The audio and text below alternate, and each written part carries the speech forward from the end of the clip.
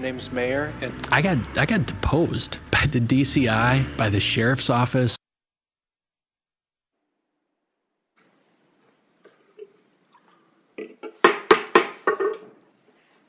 good evening, everyone. Welcome to our Tuesday, November 15, Sioux Falls City Council meeting. Thanks for joining us tonight. We'll go ahead and get started by reading our roll, please, Denise. Council members Nitzert, Here. Selberg, Here. Sale, Here. Starr, Here. Barranco, Here. Cole, here. Jensen, here. McCurris. Here. The Honorable Reverend Brett Best is with us tonight to give our invocation. He's with Emmanuel Baptist Church. Reverend Best, thanks for being back with us tonight. So I'd ask that you stand for his invocation and then stay standing for our Pledge of Allegiance, please. Let us pray. Our Father, the harvest season reminds us of our ties to the land, the benefit of hard work, and our complete dependence upon you. May we be truly thankful people. May our thankfulness find expression in the respectful conduct of our business here tonight and be rewarded by our success in these endeavors. Thank you for all your generous gifts, including these leaders of our community. Endow them with wisdom to bring about the greatest good for the greatest number of our citizens. I pray in Jesus' name. If you agree, say amen. Amen. Thank you.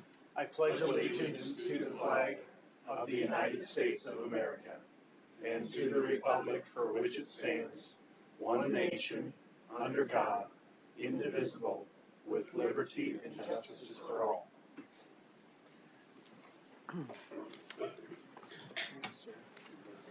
Some of yours? It's mine.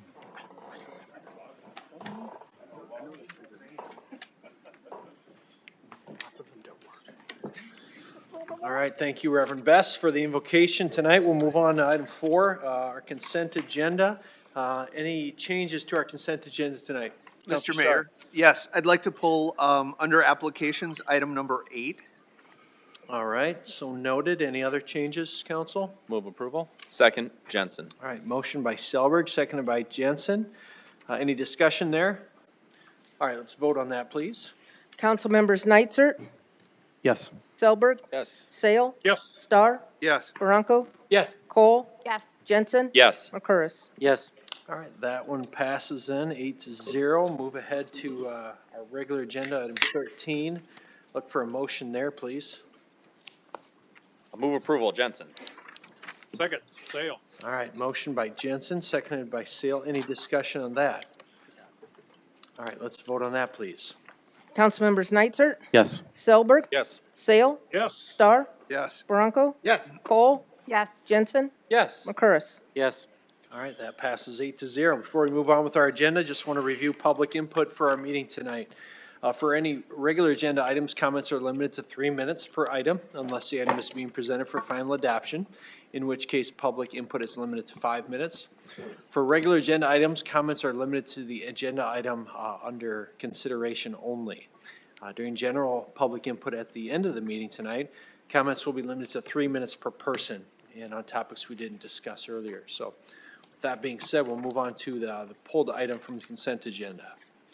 Item 8, various retail liquor, package delivery, and retail wine license renewals for 2023 to be operated at various locations in the city of Sioux Falls, South Dakota, identified as Exhibit B. Good evening, Jamie. Good evening, Jamie Palmer with licensing. This exhibit includes renewals in the second batch here in Exhibit B, and none of them have had any fails, so they can be on the consent agenda. All right, Be happy to answer any questions. thank you. I'm just going to wait till after public input. Okay, to sounds good. ask Anyone from the public here to speak on this one tonight?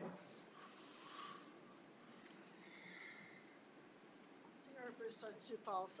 If I'm not mistaken, this is the one that you put on the consent agenda? Okay. So this is going to be disturbing what I'm going to say, and y'all all know me. We have cleaned up Pettigrew for quite some time. We've made 180-something arrests, and we're still making them and putting them in prison. When Mercado's, the guy that sold The business last year, I supported and said that I would give him a year to see what this individual was like.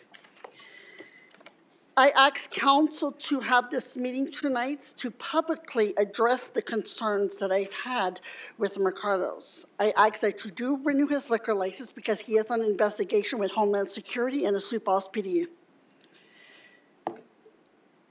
I want to state for the record that we have issues at Lucky Ladies. We already know that. They'll be closed next year. He needs to change his behavior.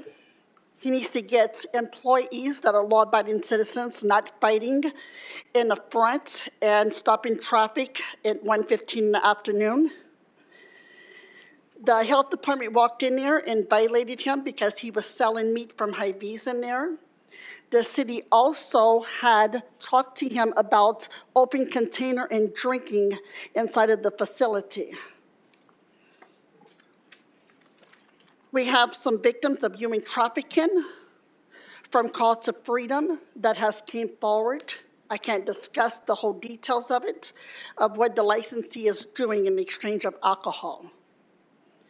Second of all, I want to address with him, because he's not taking me serious, but I just talked to him.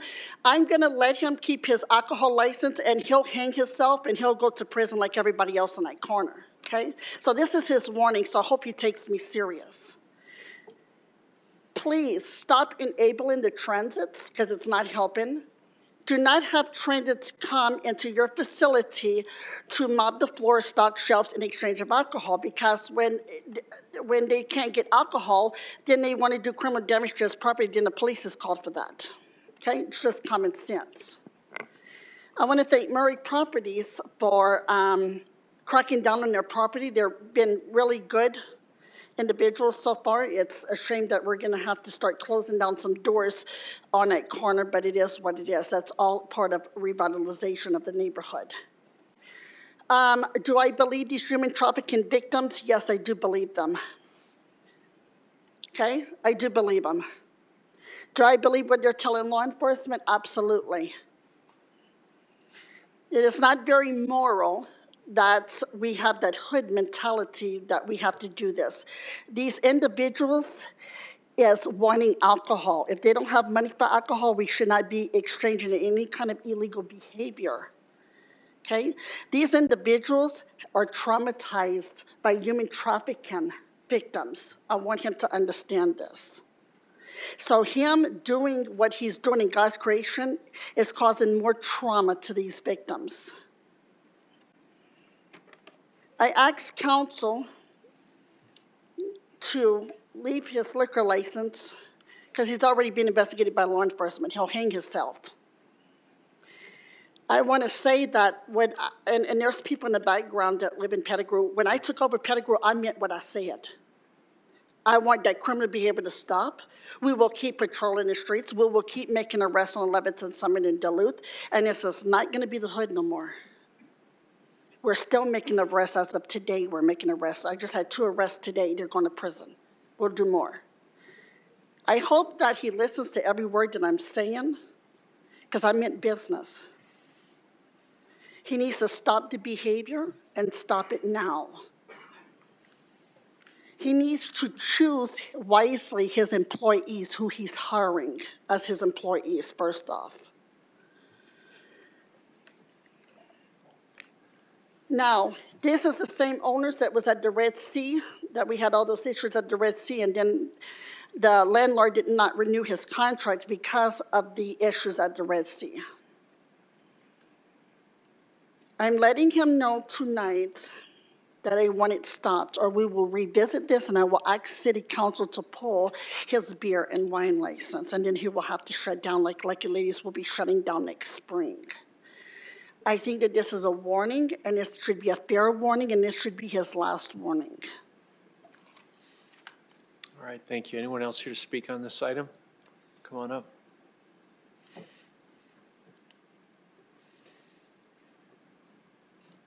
Yes. My name is Joshua Bridges. I'm a resident of the Pettigrew neighborhood. I live a block and a half away from Mercado's, and I've lived there for about 2 years. And the area itself, because I don't own a car and I work varying shifts, night shifts. So I walk through the neighborhood 1 in the morning, 3 in the morning, 2 in the afternoon, 6 in the morning. And it's just a high crime neighborhood. That's just what it is. There's a lot of poverty, a lot of drug addiction, a lot of alcoholism. There's places like that in every single city in America, even small towns, you know, smaller cities like Sioux Falls. With me walking through the neighborhood and being a part of the neighborhood so much, that corner over by Mercado's is the safest place in the entire neighborhood. That corner store is the safest corner store in the entire neighborhood. I specifically shop there due to it being safer because the people that own that place make sure it's safe by having family around there that don't start fights, don't start problems, but there's that element of repellent where from the criminal element, where the criminals know they just can't come over there and harass people or rob people or hurt people because there's 4 or 5 guys and there's an entire family there that looks out for their customers and that looks out for people that have shown loyalty to, you know, what they have created there. I don't know if there's been any sort of things that have happened there, but this has just been my experience living there for 2 years, walking through every single part of that neighborhood day in and day out. I specifically, whenever I walk somewhere in the neighborhood at certain times, I specifically walk by Mercado because it's the safest place to walk by in that area. You don't want to go around the other way and walk by Lucky Lady, And you don't even want to go over by Munchies. And I'm not saying that either of these areas are, you know, creating criminal activity. I just think there's criminal activity. There's just a criminal element in the neighborhood because of high poverty, methamphetamine, alcohol. You know what I mean? It's just, that's the type of neighborhood it's probably always been.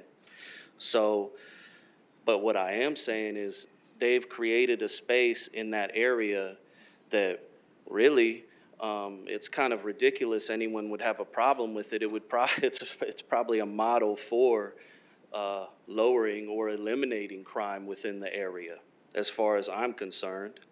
And you know, as I just think it's absolutely ridiculous. I mean, it's just everything I just heard. I don't know that person. I have no problems with them, but that's just has not been my experience living in that neighborhood for 2 years. And this is the second time I've lived in that neighborhood. And I lived in the neighborhood when Mercado was owned by different people.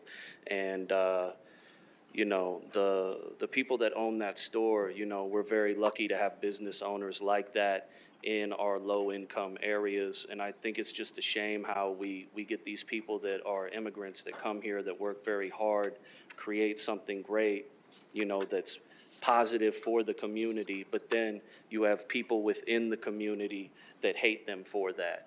And I've seen that in because, you know, I'm not from here. I've lived in Tampa, Florida. I've lived in Atlanta. I've lived in Memphis. I've lived in Charlotte. Everywhere I've lived, I've only lived in the most poverty-stricken ghetto areas of those cities. And I see this every city I go to. I see it. You have these people, typically from Africa or Asia.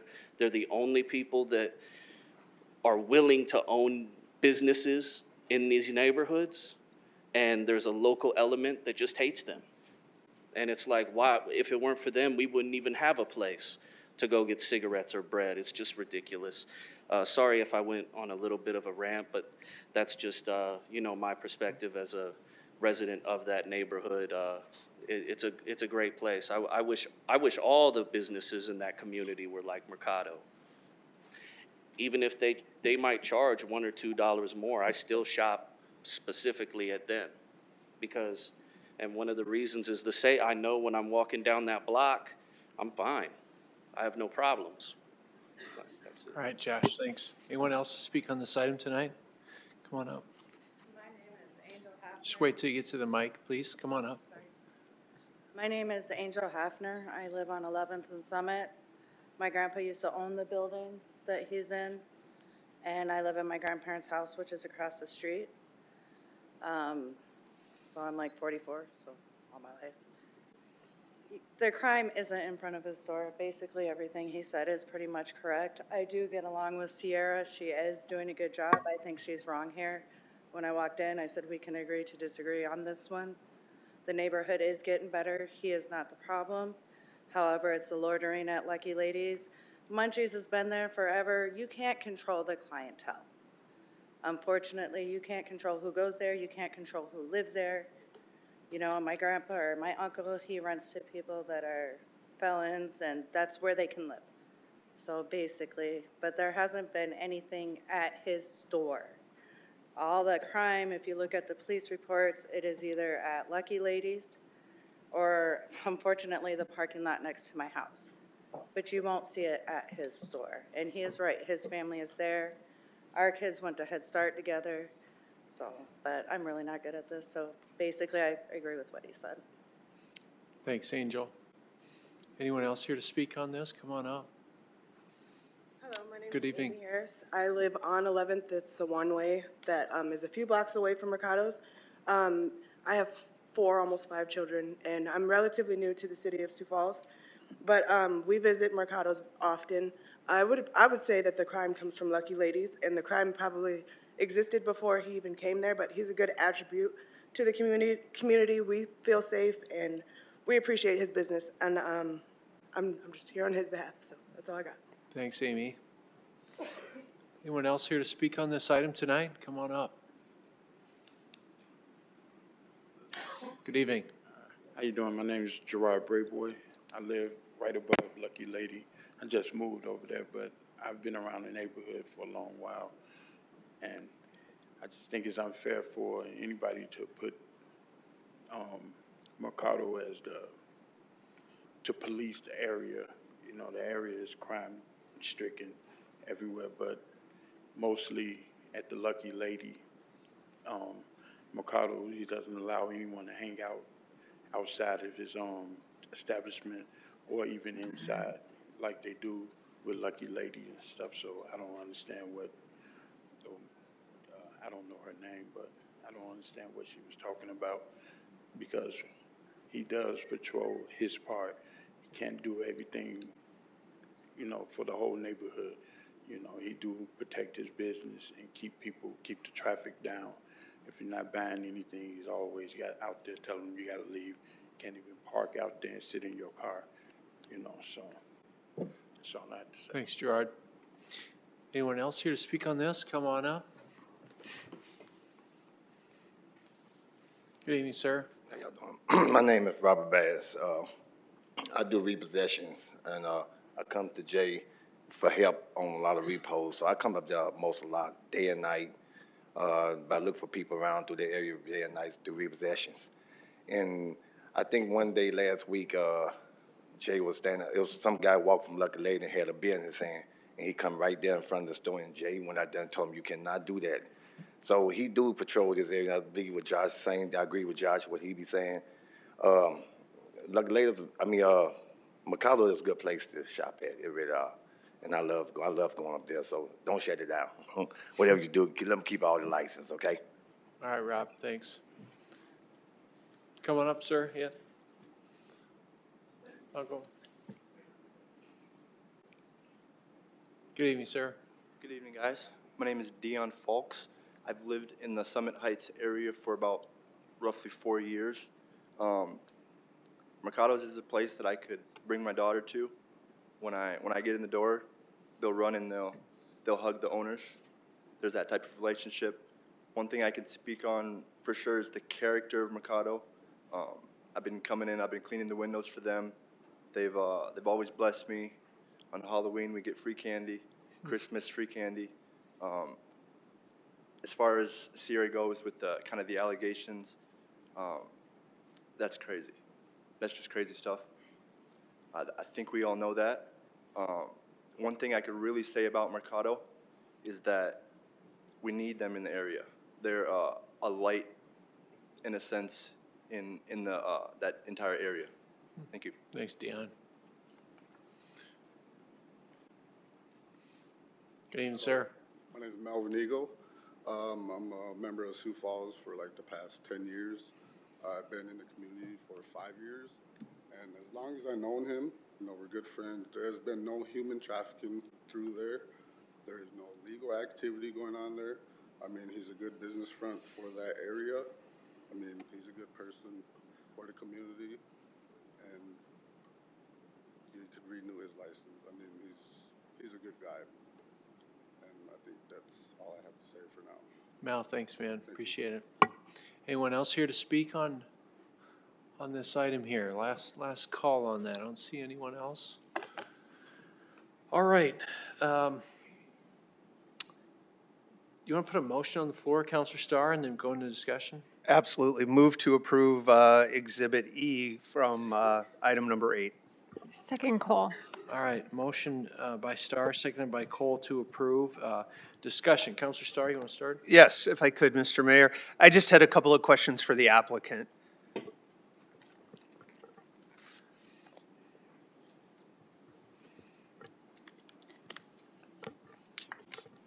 Good evening. Good evening, guys. Come on up. How you guys doing?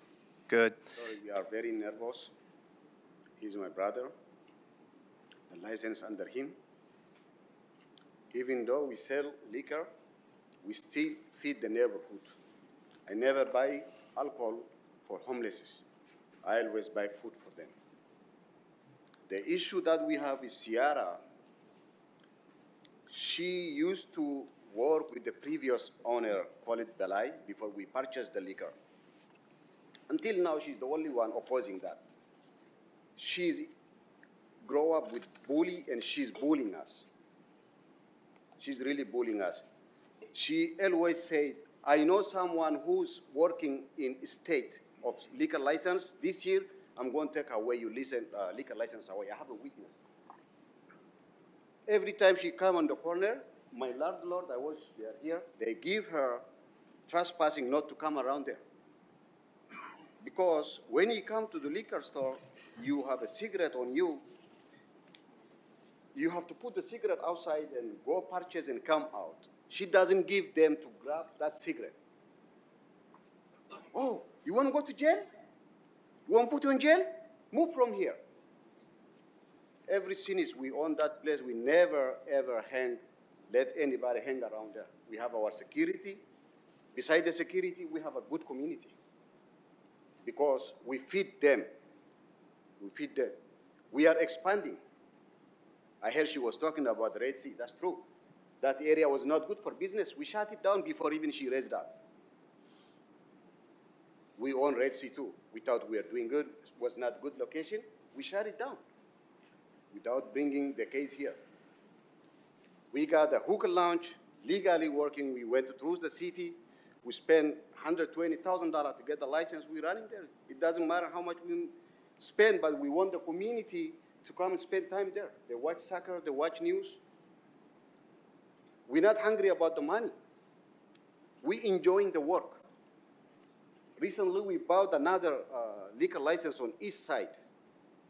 On top of that, she didn't know, she thought that we're moving Mercado over there. You guys can call Mori Property. She's been calling them every day that we are moving. We are leaving them without letting them know. But we have second location. We came here for good life. Like I said, I never buy any alcohol to any homeless. Even though I need money, they ask for a shot, I don't give them a shot. If they ask for food, I will just walk in. There's a Mexican restaurant there. He will prove you. I will walk there, and then I don't even give them the cash on their hand. I go and pay for him to give them a food. This is what I'm doing for that neighborhood. She wanted power. She was bullying us. You guys go to Africa. This month, I'm going to shut down your license. That's what she's been saying. And she has trespassing. She didn't come 500 feet close to us. Every customer in and out, she took a picture. I don't even know who she's working for. But she always tell the people, collect the neighborhood, oh, watch, this month I'm going to take the liquor license from Mercado away.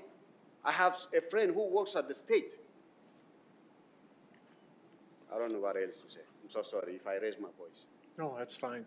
Counselor Starr, do you have some I, questions? just one or two more if I could. The common theme from some of the people who testified tonight are other establishments in the neighborhood that are the problem. My problem is with the entire neighborhood because it is crime-ridden. It is a dangerous place in our city, and we aren't doing a good job providing the services to the business community where you're at. What can we do better? Because I've watched in my time on the council, we've cracked down on the area. We've backed off on the area.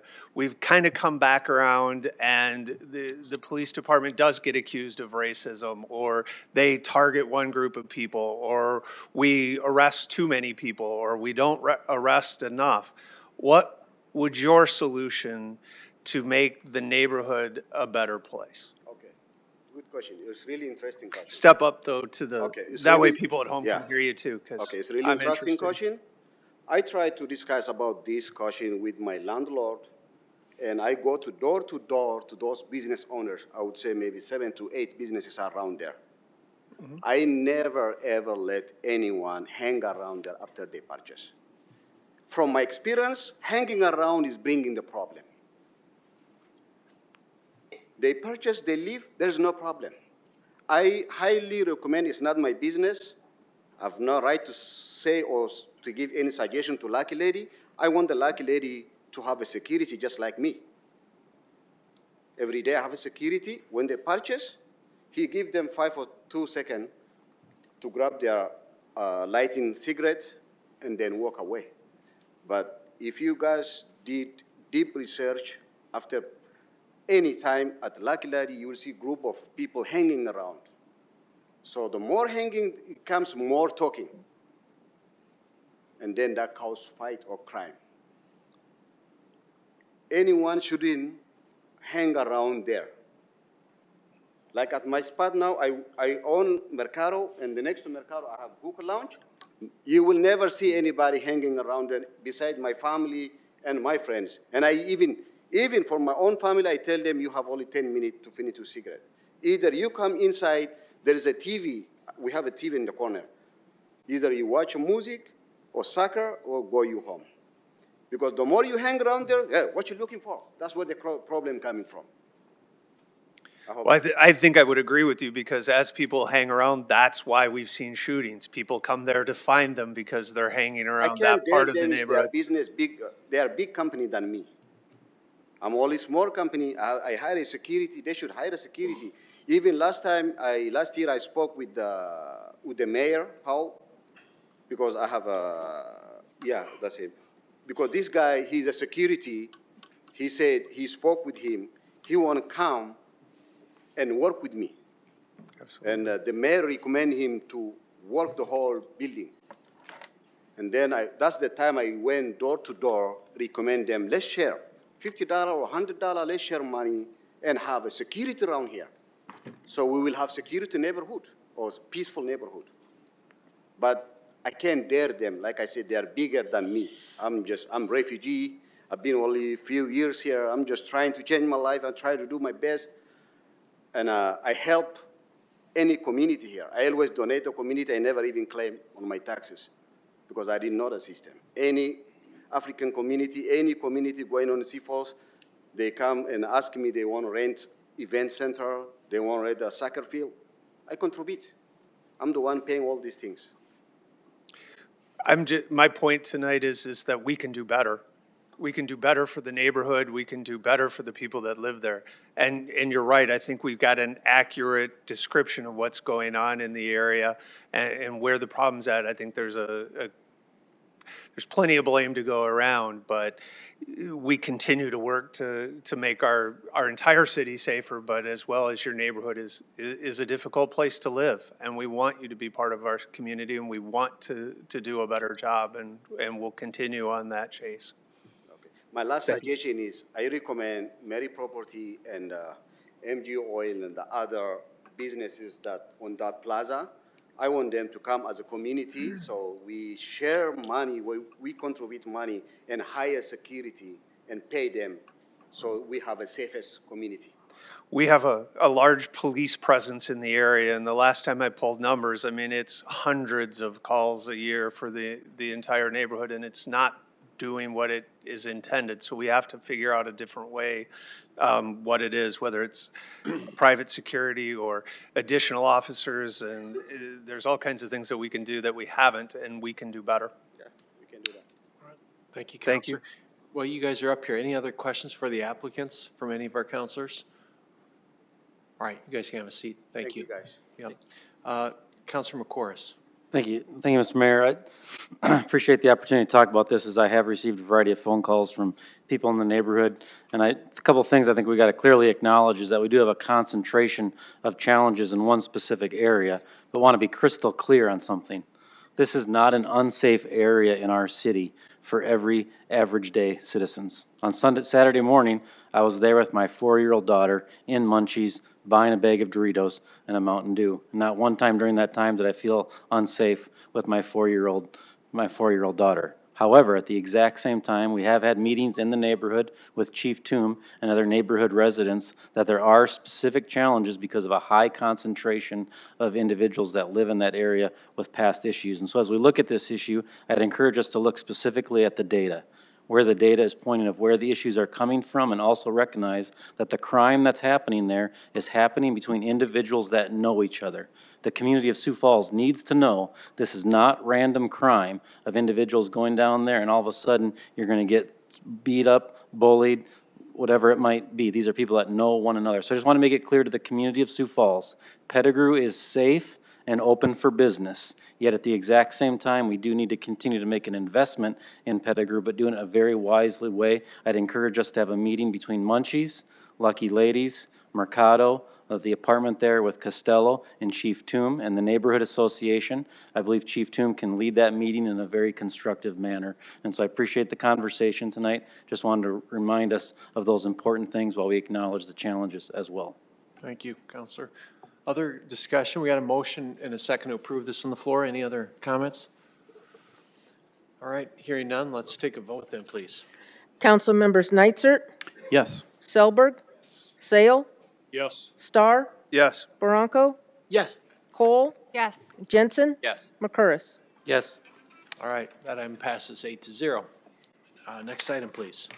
Item 14, a new 2022-23 retail malt beverage license for Tomaselli's Pizza and Players Club, 2909 East 10th Street, Suite 1.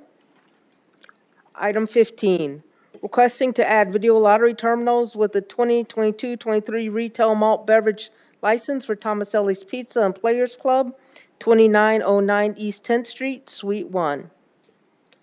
Item 16, new 2023 retail wine license for Chef Jenny and Company, 3638 South Southeastern Avenue.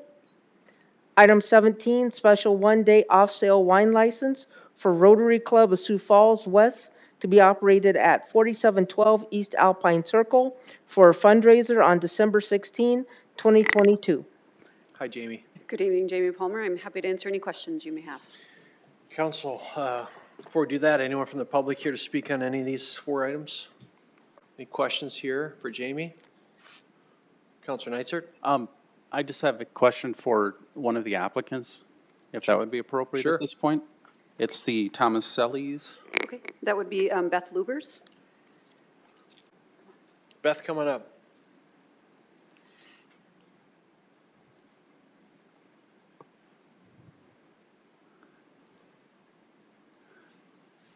Hi, Beth, thank you.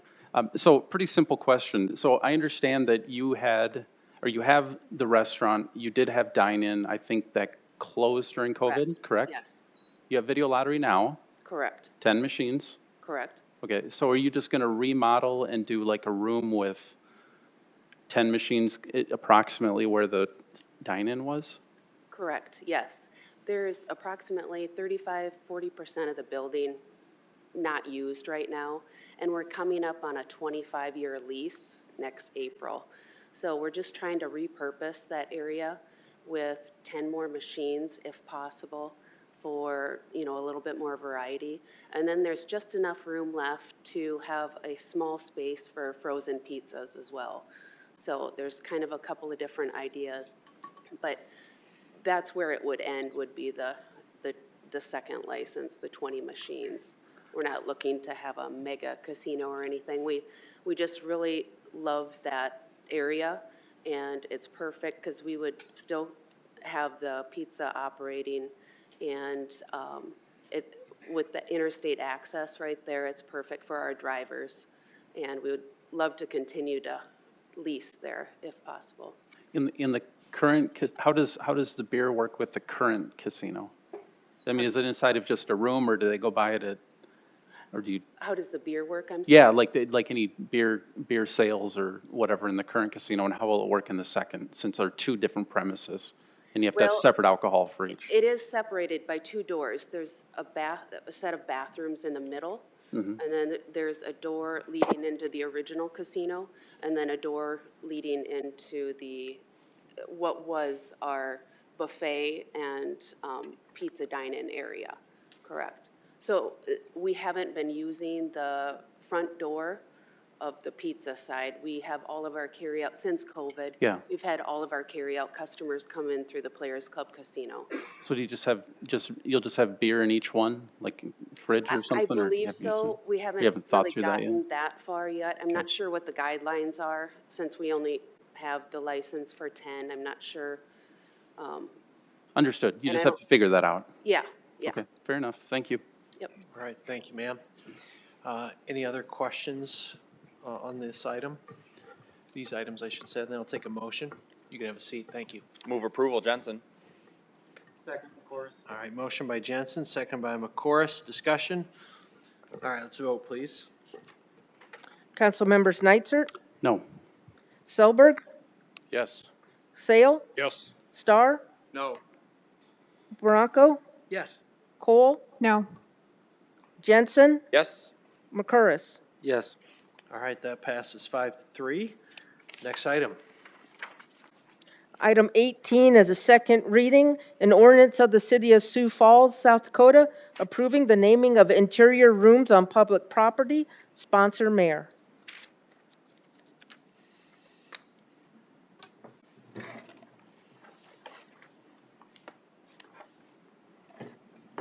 Jeff, good evening, sir. Good evening, Council. Jeff Eckhoff, Planning and Development Services. This item is the second reading for the naming at the Startup Sioux Falls building. If you remember from last week, there's actually 4 rooms within this building that will be named.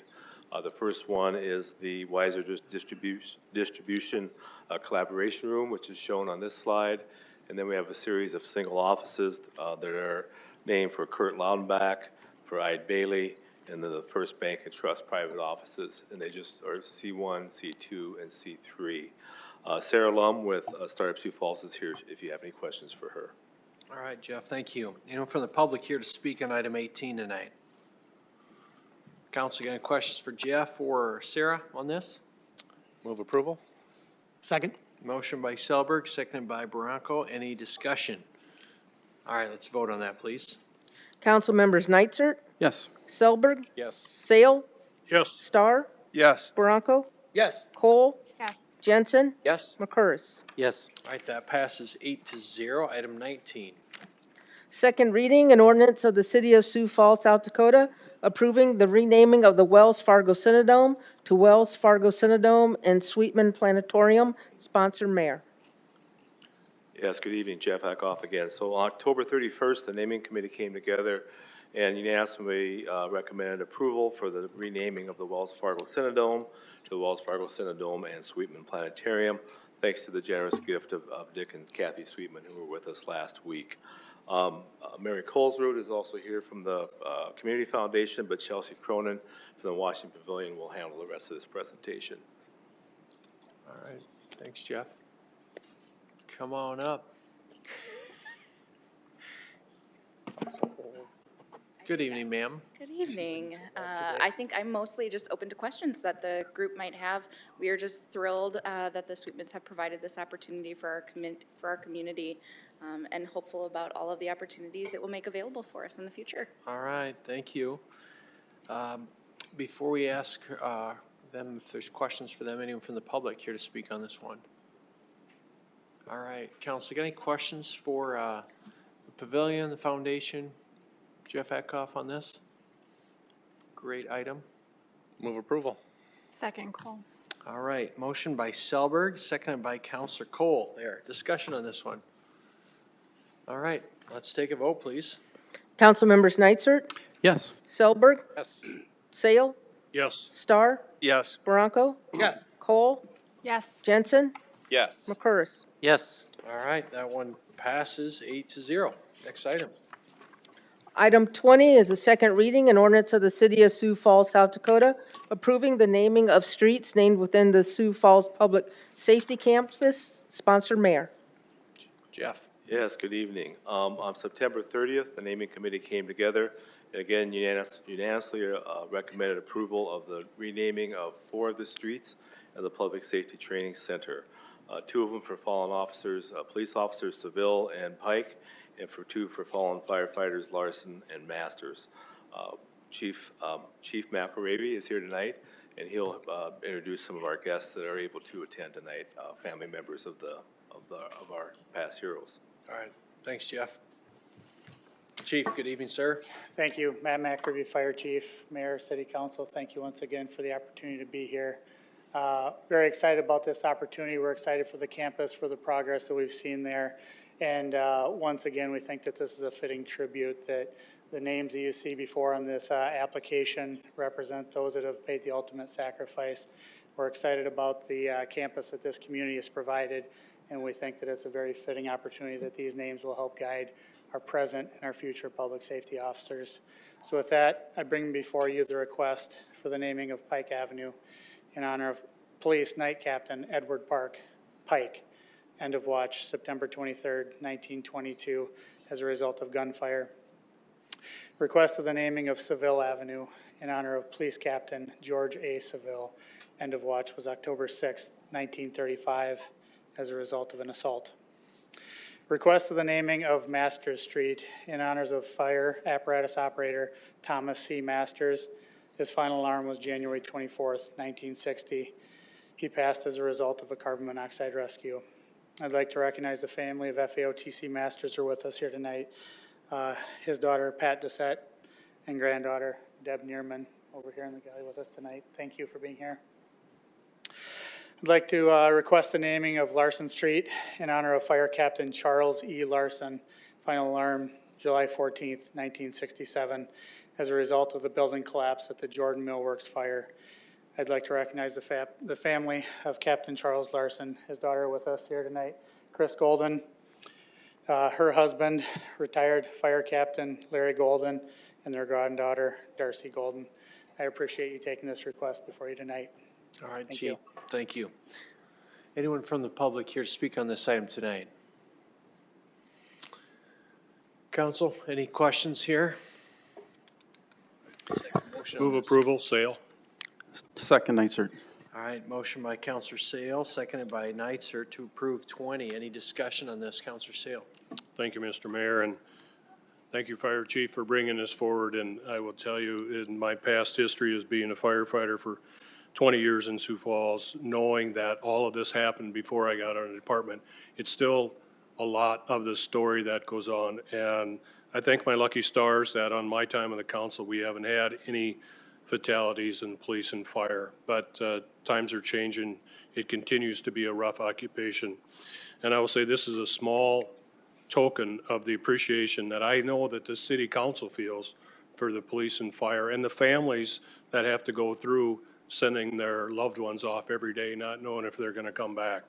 So I will just say, and I think I can speak for all the city council, thank you to the men and women of police and fire going forward, and we appreciate your service. Thank you, Counselor. Any other discussion, Council? All right, let's vote on this one, please. Council members Nitzert, Yes. Selberg, Yes. Sale, Yes. Starr, Yes. Bronco, Yes. Cole, Yes. Jensen, Yes. McCurris. Yes. All right, that passes 8-0. Thank you. Item 21, please. Second reading, an ordinance of the City of Sioux Falls, South Dakota, authorizing the issuance of its water system revenue bond in one or more series to the South Dakota Conservancy District, authorizing the use of the proceeds thereof for capital improvements, pledging the drinking water system revenue of the city to the payment of said water system revenue bond, fixing the terms of such water system revenue bond, authorizing the execution and delivery of a conservancy district, and authorizing the execution and delivery of such water system revenue bond to the South Dakota Conservancy District not to exceed $12,500,000, sponsor mayor. Good evening, sir. Good evening, Mayor and Council. My name is Nick Borns. I'm Principal Engineer for Water, City of Sioux Falls.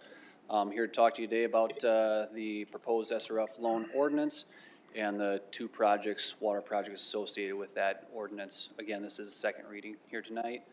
The exhibit, you probably recall this from last week, shows the two project locations. The one is a well located to the north of the airport, and the other is a water transmission main located on the east side of Sioux Falls. So quick overview of the SRF loan. The proposed loan amount is $12.5 million.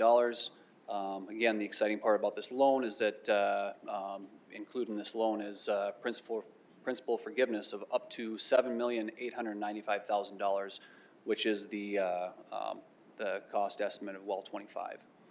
The interest rate and term of this proposed loan is 1.875% for 10 years. So council request here for tonight, again, second reading, I'm requesting approval of the proposed loan ordinance. With that, I'd be happy to take any questions specific to the projects, and I also have loan counsel here if there are any questions specific to the SRF loan. All right, thanks, Nick. Anyone from the public here to speak on 21? Any questions for Nick tonight, council? Move approval. Second, Cole. All right, motion by Counselor Selberg, seconded by Cole to approve 21. Discussion on that motion. All right, let's take a vote, please. Council members Nitzert, Yes. Selberg. Yes. Sale. Yes. Starr. Yes. Bronco. Yes. Cole. Yes. Jensen. Yes. McCurris. Yes. That's going to pass 8-0. Item 22. Second reading, an ordinance of the City of Sioux Falls, South Dakota, approving First Amendment to grant a permanent easement for a roadway. Sponsored mayor. Good evening, Dustin. Good evening, Council. Mayor Dustin Powers, Planning and Development Services. This is in relation to some existing easements that were already approved by the City of Sioux Falls for the benefit of the Steel District. So the first on your screen is where East 4th Place on the north side of the Levitt Lawn is being constructed. And then the second one there is on the east side of the Levitt, North Metley Place. Originally, these easements were approved to construct the roadways. Since that time, a request has come forward to amend these easements to allow utility corridors to be placed in these.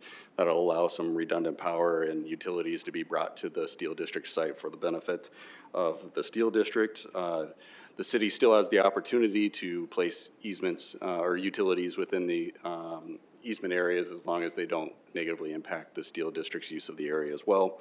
All plans for any improvements in both of these areas would still have to come in front of the to the park board or to the Parks Department for their approval and sign off before any construction is to happen.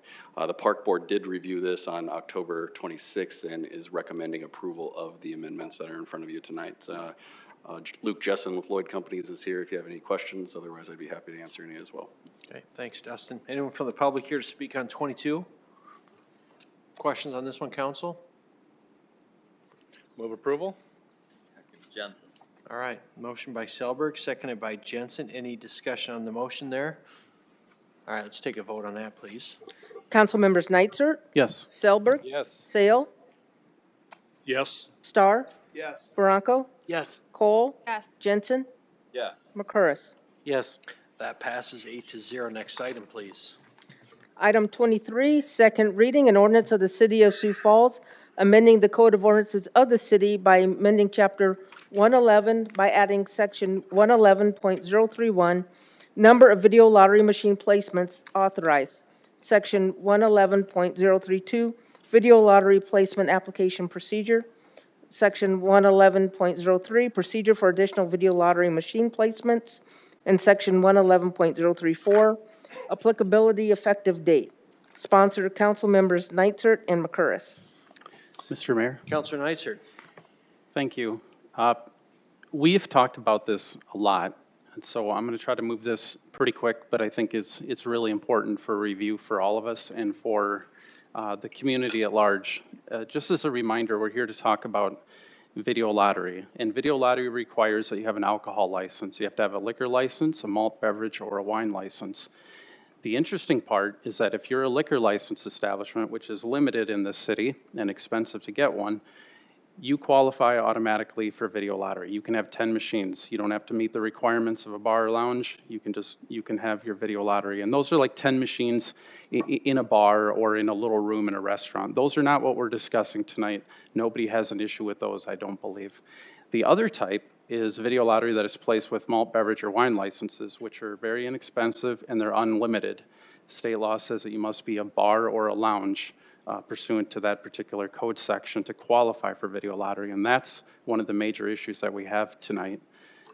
So again, not to go through all of this again, but what is a bar or lounge? The state law says it's primarily maintained and operated for the selling, dispensing, and consumption of alcoholic beverages on the premises. And the key words there are primarily maintained and for the selling, dispensing, and consumption. And then when you look at Lottery Commission ruling 93.1, which came out 20 years ago, it hasn't been superseded. In pertinent part, it says it cannot be the business, cannot be designed solely for video lottery machine placement and play. It must also provide service and seating for the on-sale consumption of alcoholic beverages for patrons. And the seating must be available other than at video lottery machines and in relative proportion to the area reserved for machine placement. I think the state law and the lottery ruling are pretty clear on what's required to have video lottery if you're a malt beverage license, if you have a malt beverage. So if you go to these casinos, and we've gone to a lot of them, I've dealt with this for 6 years. Many or most provide alcohol at no charge. They don't sell. That in and of itself raises some questions. They primarily, if not exclusively, are designed for video lottery. You go into them, and I would challenge you to tell me that they do anything but video lottery. Their entire floor space is dedicated to video lottery most often. They have no or very little seating other than video lottery terminals. We've had them tell us outright many times, there's no seating, this is not a bar. If you come here to drink, you are going to be asked to leave. This is a casino. They generate most or all of their revenue from video lottery. Many of them give away their food and beverage for free, and it's a very, very small part of their business. Video lottery is the business. They don't consider themselves a bar or lounge. They say they're a casino. They have malt beverage licenses. They don't have a liquor license, and they must meet the definition of a bar or lounge. And I would challenge you by the plain reading to tell me which casinos, not that none of them do, but which ones would qualify plausibly as a bar or a lounge. We have the 10 machine limit. No more than 10 video lottery machines may be placed in a licensed establishment. Buildings and tenant spaces are being partitioned to create de facto casinos of 20, 30, 40, and even 50 machines. Does it meet the letter of the law? Yeah, maybe. But do you think the intent was to have 10 machines in each room with literally doorways and hallways? You ask the people that work there, you ask the customers, it's a 30 machine casino, it's a 40 machine casino. So is the letter of the law complied with? Yeah, maybe, but does it meet the intent?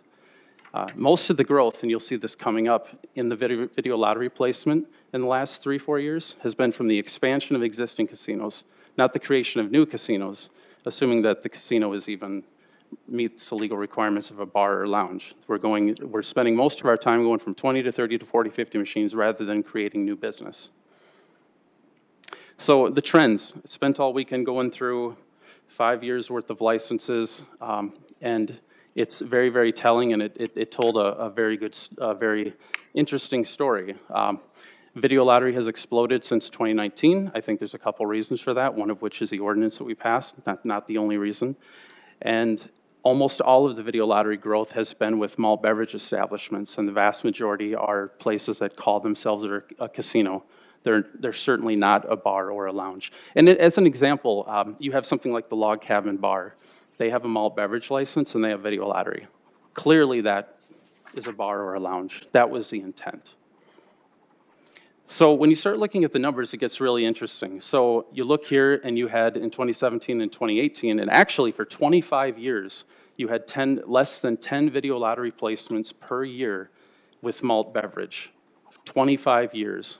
Then you start to see an explosion. It starts increasing in 2019, and now we're up to where we're over 30 And we might push 40, 50, who knows, by the end of this year. And this is with malt beverage. Then when you when you start breaking it down, I started breaking down the different business types. Places that you could conceivably, in my mind, call a bar or a lounge. Places, actually, the Log Cabin Bar, for example. Look at 2017, 18, 20, 21, 22. Flat, 1, 2, 0, very little, but it hasn't really increased. Next. Then you take a look at restaurants. There was one, then there was two. It stayed relative, and there has been none in 2022. It stayed pretty flat. You might put one on there from what we discussed tonight, the Tomaselli's. Liquor stores. We had Willikers. That was 1 year. That one, in my mind, would be another questionable placement, but we'll put that to the side. But liquor stores are really not an issue. Gas station has increased some. There's been some increase. Now you have a little bit more of those. I will tell you some of them. These are the same people in the industry that own some of these that also have the casinos, and they're finding gas stations as maybe a place to do it. Now in their case, you're creating a room and you have alcohol in there with video lottery. They're a casino. I would challenge whether or not that is allowed, but in any event, we've had a little bit of those, but you've seen everything has been pretty flat. And then go to the next one, casinos. This is where the growth is at. The casinos have literally exploded in growth, just freestanding casinos. And again, and I haven't heard anybody necessarily disagree with me, there's some question as to whether or not a casino, more or less, meets the definition of a bar or a lounge. And if it does, then we have to, I don't see by state law how we can even approve them going forward. But casinos is where the growth is. Next slide. Even more interesting, when you start taking a look at it, the growth is mostly adding on to existing casinos, creating casinos that used to be 20 are now 30, now 40, 10 machines going to 10, or going to 20 and 30. It isn't even so much opening new casinos as it's just making them bigger and bigger and bigger. And it's just continuing to increase. With, once again, you have to start thinking about that question of, does it meet that spirit of the 10-machine casino? When the legislature said the 10-machine limit was about not creating a casino-type atmosphere, I would challenge you to go into a casino with 40 or 50 machines and tell me whether or not that feels like a casino-type atmosphere. So, summary, the growth has exploded since 2019. Prior to 2019, they averaged 5 per year for 25 years. Since 2019, we're averaging 20 per 30 per year, and that's accelerating. This is malt beverage placements. This isn't liquor. Again, liquor's not on the table. In the last 4 years, we've approved placements of almost as many machines as we did in the last 25 years before that. Most business types haven't changed in approvals. Casinos, which may not even comply with state law, are exploding. Most of the approved placements are additions to existing casinos, which raises a 10-machine limit question. Very few placements are in bars, lounges, and restaurants. The very uses that might actually meet the definition of SDCL 427A37.1. Casinos continue to get bigger and bigger. We've never seen 30, 40, 50 machines before in this town. Once again, the revenue, it makes a ton of money for the state. And so obviously they have 148 million reasons to look the other way. We get almost nothing. I mean, we might get a little bit of property tax, but as it relates to, and I'm not saying this is a reason why or why not to approve them, but just apples to apples, I can't think of a much worse potentially use to encourage in the city. Now, liquor licenses where they're selling tons of alcohol, tons of food at the bars and the restaurants, those are our cash cows. Now, those aren't affected by this. If you get a video lottery casino and you're doing video lottery and you're giving away a little bit of food and a little bit of beverage, maybe you're paying a little bit of use tax on that, or if you're selling stuff, but most of the money's going to the state. We're getting a goose egg. Other cities do this. I won't go through it again, but other cities cap. We used to do it. We did it many years ago. A city council went too far. They tried to regulate liquor establishments. We got burned, and then so we backed off and we took hands off, and now it's been the wild, wild west, and I think we overcorrected. Now we need to correct back in the other direction. Again, this is the same law that other cities use to empower us. We can do things, a number of establishments currently licensed for video lottery, and that's what the section would cite. proposed ordinance, we've talked about this before. There will be an amendment proposed tonight to increase the number of machines for the cap. It shouldn't say 160 machines, it's placements. But in any event, there would be a growth factor, one for every 5,000 in population of growth. There'd be a drawing. We've done this. We know how to do it now, so there wouldn't be waiting lists. Again, existing license holders are unaffected. If you've got a casino today, you can keep it. We can't do anything about it. That's the other thing we all have to realize is our power is on the approval. Once we approve them, we have almost no authority to do anything about them. So we need to think long and hard before we approve each one. But everybody that has one now will be held harmless. If you have a liquor license and any new liquor licenses, you can have your 10 machines. We can't say no, and I have no issue with those. Malt beverage wine license will be unlimited still. You just can't get video lottery with it unless it's an eligible license. So if you want to open a little restaurant and sell some beer, you're not going to be affected. You just can't do video lottery unless you go find a license that allows it. So real quick, just thinking about upcoming requests, we just need to be thinking about, and I would just challenge everybody just to read state law. Maybe you disagree with me, but read it, think about it, talk to the Department of Revenue, come to your own conclusion. We need to think about the type of businesses and are they a bar or lounge? And do we continue with going more and more besides 10, 20, 30, 40 machines? And I would also say that whatever cap we choose tonight, if we approve it, those will last as long as we want them to or as short as we want them to. And what I mean by that is it all depends on what our standard is. If we just approve anybody that comes forward, whether that we think they meet any requirement or not, they're going to go pretty quick. They could last 3, 4, 5 years if we simply said we're not going to keep increasing the number of machines at facilities, and we're not going to allow you to do it unless you can plausibly argue that you're a bar or a lounge. But that's something that we have to decide. Next slide. So again, video lottery has been exploding in the city. I'm a free market guy, I get that, but if you read the law, I would once again challenge you to read, there's just a couple code sections, read that, and tell me and go to some casinos and tell me whether or not you can plausibly argue that they are a bar or a lounge. In most cases, the only way you could possibly argue that is to render the plain reading of the text virtually meaningless. You would have to argue that simply buying an alcohol license, even if you never pour a drip of alcohol, you are a bar. I don't think you can get there, and I think that's a problem. And it is state law. We don't have to like it, but it is state law. Now, we've looked the other way for a long time. We thought we had no authority. We have now taken another look, and we know we have authority.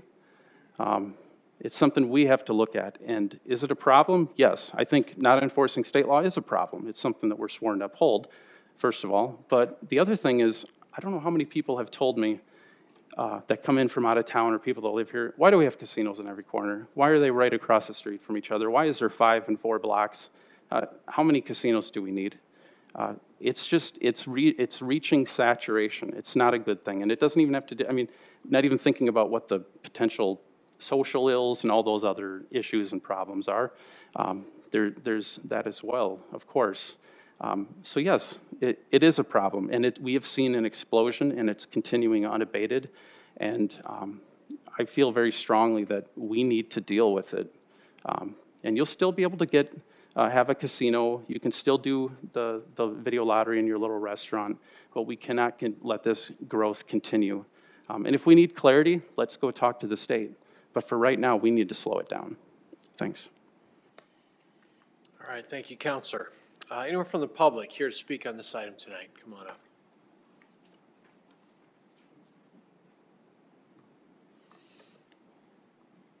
Good evening, sir. Good evening, Mr. Mayor, members of the council. Drew Duncan, represent Commonwealth Gaming. I've been here before. I think you all understand my position on this, but I want to make sure that there's a counterpoint to what's been provided by the council and by Councilman Neitzer and previously by Councilor McCurris and Councilor Starr. Let me start by saying a couple things in introduction. First, I can count to 5, and I know that more than likely these are going to pass tonight. So I just want to make sure that that's on the record. Secondly, the other reason I'm here tonight is because I want to make sure that should we come back in the future, and I've been here for 3 years. there's never anybody that can say again that I said or didn't say something that was important to the conversation. I never want that to happen again. It's not favorable to me. It's not favorable to my client. It's not favorable to the body. And I also want to make sure that we have the counterpoint to the following comment that was made earlier tonight, but was talked about more previously. We've taken another look, and now we believe we do. And that's in relation to authority to be able to pass these ordinances. As I told the council in 2019, and previous to 2019 as we were running up to changing the ordinance, I suggested to everyone then that you can make the changes to the ordinance, and it's going to make it more palatable to the industry. But that doesn't make the ordinance as it existed then, 111.021, any more constitutional. Wasn't constitutional then, in my opinion, my humble opinion, and it's not constitutional now. And I understand that that's a different position than what the city attorney's office has taken. But I'd like to kind of walk you through the law decision. And I'd like to read some of the law decision. At the time the law was decided in 2011, the city's essentially made a couple of separate arguments.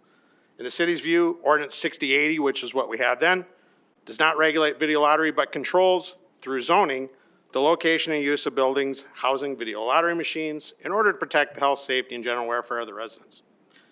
The city also believed that the legislature enacted no law controlling specific video lottery locations, so thus they had the ability to come in and supplement locations. Lottery's position in 2011 at the Supreme Court was when issuing an on-sale alcoholic beverage license under 35.4, sub 12 and 1216, a municipality may consider certain criteria related to video lottery placement. I think we all agree with that. That's in 42.7A64.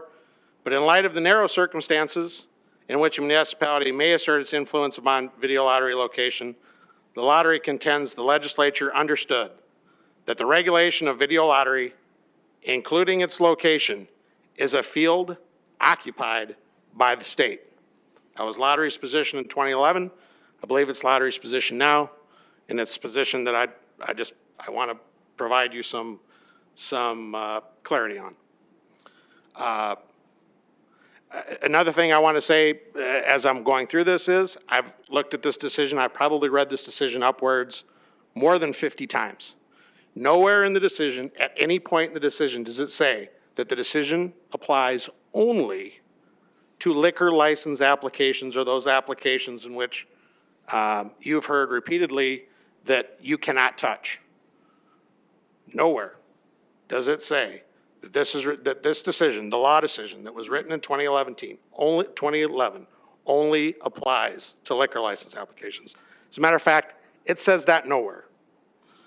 The Supreme Court's position starting in paragraph 11 was from the whole law. It is reasonable to infer that the legislature intended the state to have all the power to control, regulate, and manage video lottery. The object sought to be attained by the laws also confirms the legislature intended to fully control video lottery.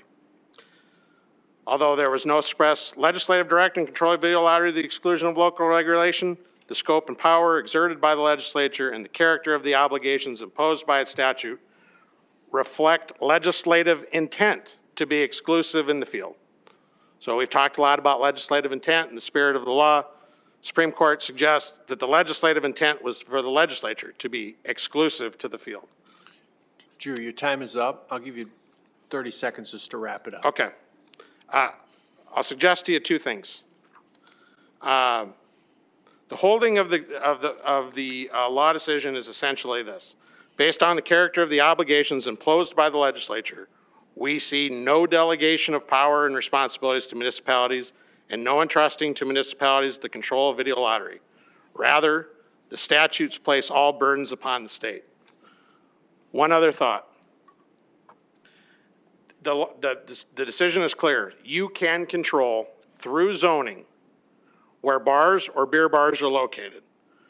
But caps to change 111.021 are more than zoning, and the changes would be unconstitutional. If you're wondering if 111021 is in the zoning section of the code, which is chapter 160, it is not. And I'm not suggesting that zoning alone can only be contained in that chapter, but it is not in that chapter. So if you're wondering if zoning or not. That's a minute to wrap up, so you about done? Yeah, I'm about 2 sentences. If you're wondering if the zoning or not, look at the section it's in. It's under chapter 111, alcoholic beverages not zoning, chapter 160. Or the CAPS ordinance, as we're discussing right now, is that under the zoning ordinances? No, it is not. It is only under chapter 111, which is alcoholic beverages. I'm going to ask you to oppose the changes that are made tonight. They're not constitutional, and I'd be happy to stand by for questions if you have any. Sorry for exceeding my time. That's all right. Thanks, Drew. Other comments tonight on this? Come on up. Good evening. Kind of stole my thunder there. Mike from Zero to Sioux Falls again. I just like it regarding the cap. I think he touched on it a little bit on the cap. Is it constitutional? But my point of view on the cap is, if we do put a cap on it, is it really going to do what we want it to do? I mean, I think the goal, Pat's goal, your guys' goal is to suppress gambling. I mean, the cap would probably, like what Alex and Kurt said last week, how would it affect investment in business? We want private investment in this town. We don't want to chase businesses outside the city of Sioux Falls. So my point to the cap is, is it necessary? The more I think about this, do we really have a video lottery problem, or do we have a placement problem? And like what Drew was saying earlier, I don't know if we can really put any cap or restrictions on the video lottery part of it, but we can control through zoning on where we put bars. So my question to council would be, we need to talk about what policy is going to be 50 years from now, and we got to give the industry the ability to adapt and live at the same time. Does the hard cap actually suppress gambling? I don't know if it would or not, because we don't control the liquor license. What we keep hearing about the legislative intent was to only suppress it to 10 machines per building. Does it really suppress it? I mean, we can look over the years, 10 times the voters went to the polls and they actually expanded gambling. So, I mean, what's the legislator saying and what's the voters saying? So I think in 2019, when we adopted that ordinance, I think we created a new concept. We might have opened up a can of worms, but I'd probably oppose the cap and maybe defer this whole video lottery ordinance to a future date and put in place zoning ordinances that we think would be best for this city. I mean, we can define anything with 2 or more bars as adult use, entertainment, which we can use. We can bring in the 1,000-foot rule. We can place them that way. That would in my opinion, that would basically push them outside the neighborhoods. So I would defer. I would encourage them, if this body votes 4-4 or defers it, I would encourage the mayor to not just let it go down, and then I would encourage the mayor to do what as he did with medical marijuana, and all the other, like you've done a good job with protecting the health and public safety, and the medical marijuana establishments. I would encourage you to take the lead on this issue, and I would like to see a task force on video lottery itself to see how we can govern it going forward. I think with a task force, you let the industry, you let the citizens, you bring everybody together, and we can maybe create good policy in 50 years from now. Thanks. Okay, thanks, Mike. Other people here to speak on this item tonight? All right, not seeing any. So let's move into a motion, and then we'll get into some discussion. Move to approve, Neitzer. Second, McCorris. All right, motion approved by Neitzer, seconded by McCorris. Discussion on the council on this one. Councilor Starr and then Councilor McCorris. Yes, Mr. Mayor, if I could, I had a couple more questions for Mr. Duncan, if he's willing to, Sure, you bet. to do that.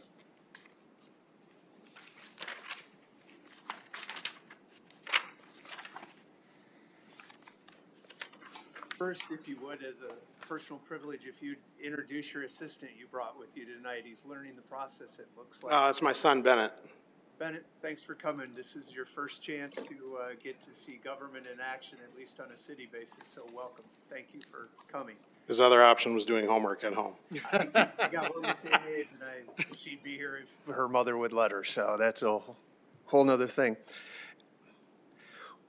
As a city, because the legislature still grants us the authority to regulate licensing, why do you think their intent was that they allowed us to continue to approve licensing if they didn't think we had any jurisdiction over it? Mr. Mayor, I don't think you have the authority to approve licenses. The decision is clear. You do not. I'm sorry. Let me be clear when I say that, because I wasn't clear earlier. The Supreme Court does not believe that you do.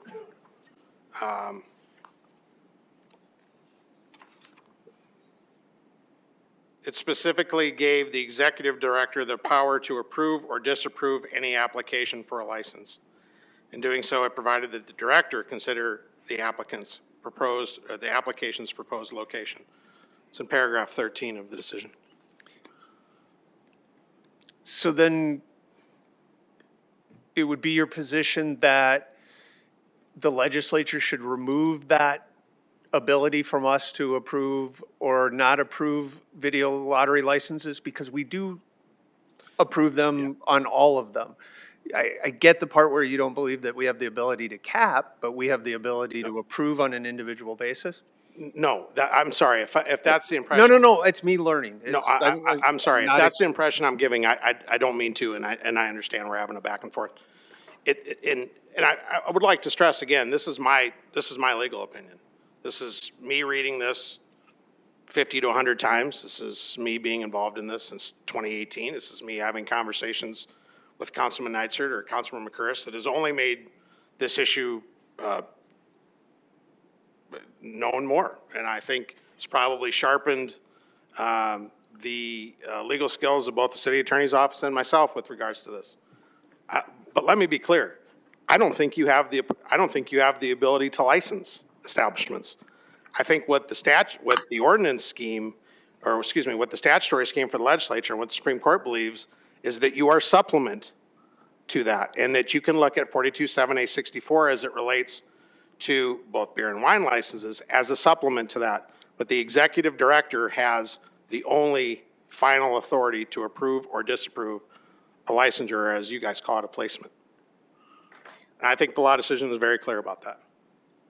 So I think, going back to my experience regulating it as part of the city, I think some of the confusion comes, I've always described it as a three-legged stool. Unfortunately, there are three of us that are trying to regulate how the business works, whether it's the Department of Revenue, the Lottery Commission, and the city. And it seems like both sides, both us as a city and both you as an industry, pick the parts we like the best out of one of the three or multiples of the three to make this work. And I think if nothing else, that's partially where the confusion comes from of we like this part, we like this part, we don't like this part. And I think the legislature has kind of left it out there, because I know the industry has tried over the past years to increase bet limits, to increase the number of machines. And there's been no interest from the legislature, from my history in watching the legislature as an amateur, to dive into any of those issues, let alone more than a little bit of discussion. And so they've kind of left us here to fix this, so, or to decide, because I think there are people on both sides of this issue. So, you know, if that's not necessarily a question, but can I answer it? Yeah, absolutely. I agree. And I don't think the law decision does you a lot of favors either, because I think it leaves open the argument that we're having here today. I think it's very clear. I think the statements made in the decision are very clear. But I think with 42-7A-64 hanging out there, and the dismissal of 427A64 in the opinion with strong language that uses, I think that creates ambiguity. I think that creates problems. And I think that's why we're in the position that we're in today. And I think that's probably why you're getting the legal advice you're getting here today. But the one thing that is very clear from the decision, the law decision, and from what we're talking about is, and this has been discussed amongst this group and others for the last couple of months and in 2019, there's no discussion in this opinion that it applies only to establishments with liquor licenses. That's mentioned nowhere in here. Thank you. Councilor Bokoris, and then Councilor Bronco.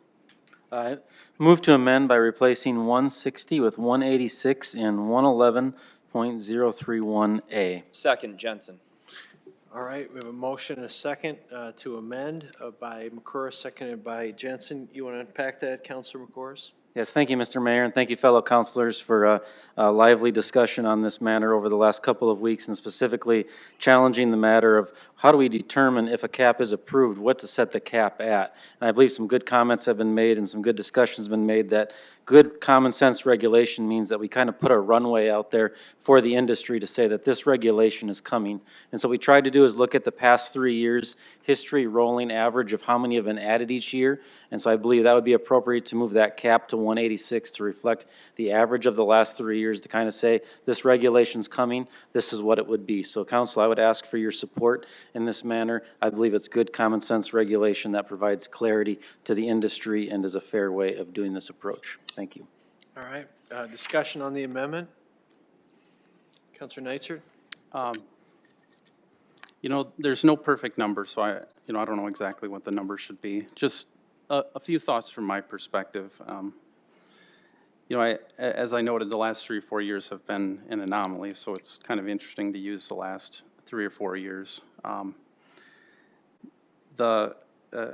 What we're trying to deal with here is the growth, and the more you add, the more you're going to run into exactly what the concern is whether or not, and still I haven't heard anybody challenge me on it, which is whether or not a casino with a malt beverage license by definition is even legal, if it's even a legal business model, and whether increasing to 20, 30, 40, and 50 machines, which is the more runway you create, the more you're going to have more of these larger and larger casinos, which are going to happen. I assure you with this runway, you're going to have a couple operators that are savvy and they know what they're doing, are going to get the applications in, and they're just going to ramp up from a 20 to a 30 to a 40 machine casino.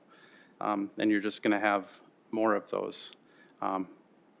If whatever number we do choose, I would once again just suggest that you just have to think about each one, because if you just look the other way, or maybe you disagree with me, but if you agree with me that there's a problem that maybe casinos, by definition with malt beverage, that don't do anything but video lottery are a legal problem, besides just ignoring the law, every one that you approve going forward is one less that you can give to just somebody who wants to open their little restaurant or their little bar that at least plausibly could meet the definition and be within the intent.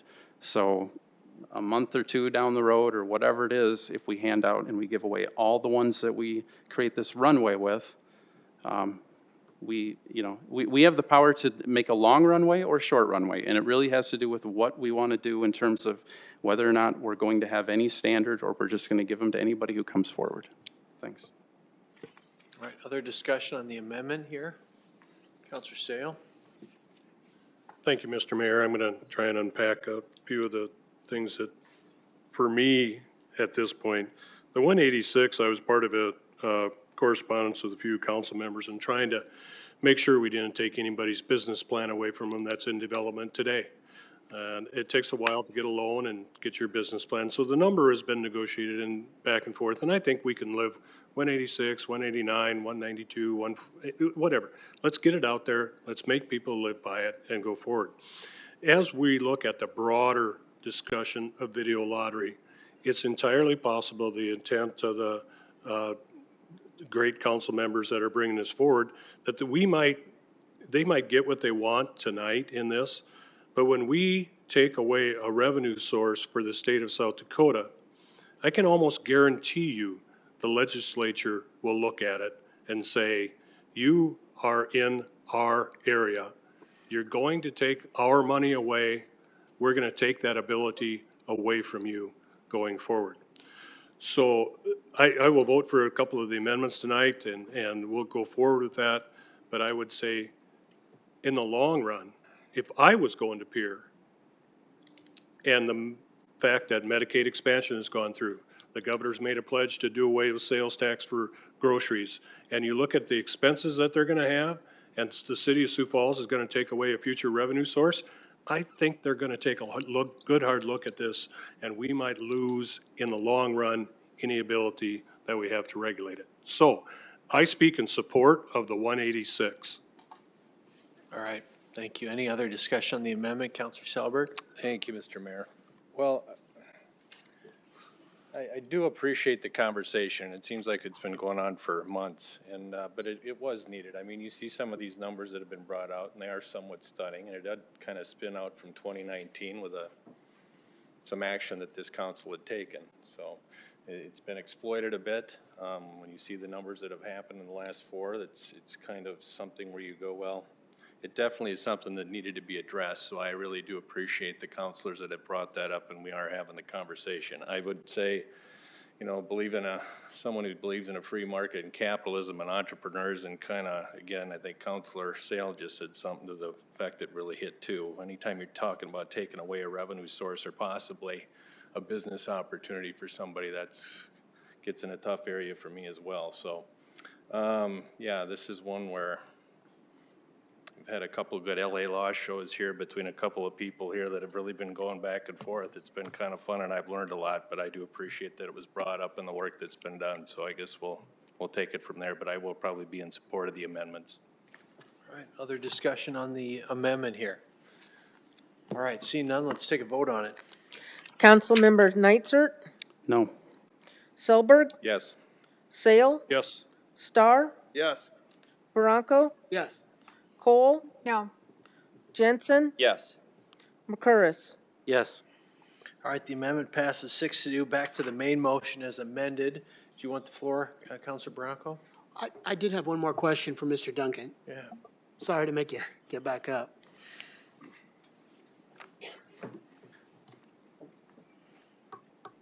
Really appreciate and respect your view, and I think one thing that you're advising us or warning us is that if we put this forward, we certainly have a significant risk and it might be deemed to be an unconstitutional restriction. Is that a fair characterization of?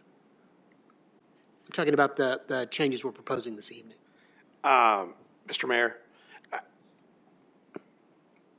this is a tricky proposition for me. And, you know, I've been up here before talking about these issues, and I hope I've never failed to answer your questions. But it certainly could come across that I say, if you pass these ordinances tonight, we're going to challenge you in court, and I think we're going to win. I don't necessarily think we're going to do that. No, I'm sorry. I didn't mean to. No, I understand. I don't think we're going to do that. Do I think the possibility exists that somebody would challenge these ordinances as they exist as unconstitutional delegation of your authority? And do I think they would win? And do I have a different opinion than maybe your city attorney's office does? Yep. And I respect that, and it may turn out to be correct, but wouldn't it be the case that you also feel that the actions that we've taken in denying, without these motions, that we've also been acting potentially unconstitutionally, just denying them without enacting the reforms that are proposed this evening? Yes. So, Mr. Mayor, sorry. Yes. Okay. Well, that's not the situation that I love to be in, but I really respect your opinion. I appreciate you kind of outlining some of the, I think that reflects some of the fact that whether or not we're making the correct decision, we're trying, but we all are kind of in a situation where change is needed because, as my colleagues have pointed out, this may need legislative clarification to ultimately get to the right point where everybody's acting in accord with the law, in accord with the Constitution. But I think here we are tonight, kind of struggling and trying to do what's right, trying to exercise whatever authority we do legitimately possess, and trying to exercise the will of the people that elected us, who I think would like to see some of these limits. Let me provide you another place where you can do that. The South Dakota Supreme Court could do that too. You know, we were relying on a statutory scheme reviewed by the South Dakota Supreme Court. The South Dakota Supreme Court could take a relook at this issue and could decide something very different than they did in 2011, or they could clarify that position. That's true. Thank you. Just All right. Thank you. Thank you, Councilor McCoris. Thank you, Mr. Mayor. Final comment that I would make is two things. Number one is, one thing I've learned since taking this position in the last 6 months is every decision we make, we could get sued over and go to court. Every single decision, we could have an individual, an attorney in this community come up and stand and say they believe that's unconstitutional, disagree with us. I believe that the evidence we have before us is that multiple communities have established a cap. It has not been challenged in the South Dakota Supreme Court. That's fact. And so I would just lay that before us tonight, recognizing that anything has a chance of that. Secondly, I would lay before us that, is there a free market? Absolutely. Yet at the exact same time, we regulate medical marijuana, we regulate liquor. And so at different times, there are highly regulated industries in our state, and this is one of them. So just want to encourage councilors to consider the support of this ordinance, recognizing some common sense regulation that I think will benefit the community. Thank you. All right. Thank you, Councilor. Councilor Neitzert? Very well said. You covered a couple things that I was going to cover. Just a couple other final thoughts. I mean, me and Drew have had spirited discussions. I've discussed with our city attorneys, and the law decision, I would just encourage you, if you're interested, to read it. It's unfortunately murky. There's difference of opinion, and honestly, you know, at some point, potentially somebody may have to be challenged. But as stated, there's a lot of these laws on the books. They've been on the books for many, many years. They haven't been challenged. That ought to tell you something. And honestly, I'd say, you know, bring it on. From my perspective, once again, my plain reading of the law, this is what I keep coming back to. We keep kind of circling around this, that my reading of the law is that the very existence of a casino with a malt beverage license does not comply with the law. And so whether I'm a free market guy or whether this is a way that we've always done it, I can't keep looking the other way. Everybody else is looking the other way. I get it. The state's looking the other way. They're addicted to the revenue. I got it. You know, it is what it is. I think it's a sad state of affairs that, you know, gambling and video lottery is we're so dependent on it, but I digress. But they have a very powerful reason to look the other way. And yes, it may make them act, but I'll say something else. Right now, the legislature is in the luxurious position. They can look the other way. They can vote no on everything that comes forward and say that we don't want to expand gambling, knowing full well that loopholes are being exploited to expand gambling, so they can have it the best of both worlds. At least this would potentially put it in their lap. If they want to deal with it, they can own it, and they can defend that they're expanding gambling. But right now, they don't have to do that. I can't control what the legislature will do, but I know that this is not the way that the city should continue going forward. A cap isn't perfect. There's other things that potentially I would like to do, but one thing we do agree on is the law is murky, and we have both hands tied behind our back. The state does make it incredibly, incredibly difficult to regulate this, but the law means something. SDCL 427A64 means something. And so I just encourage us to exercise our authority. And this will go beyond my time, but I think there's other discussions that have to be had about, you know, what business types do we think is appropriate to approve going forward. But I think that's probably a longer range discussion. Thank you for the spirited debate. It's been very good. All right. Other discussion on the main motion that's been amended now? All right. Seeing none, let's take a vote on it, please. Councilmember Neitzert? Yep. Yes. Selberg? Yes. Sale? Yes. Starr? Yes. Baranco? Yes. Cole? Yes. Jensen? Yes. McCurris? Yes. All right, that one passes 8-0. Move to our next item, please. Item 24 is the second reading, an ordinance of the City of Sioux Falls, South Dakota, amending the Code of Ordinances of the city by amending Chapter 111, Alcoholic Beverages, Section 111.021, Restrictions on Issuance of Malt Beverage Retailer Licenses. Sponsors, Council Members McCurris and Neitzert. Councilor McCourse.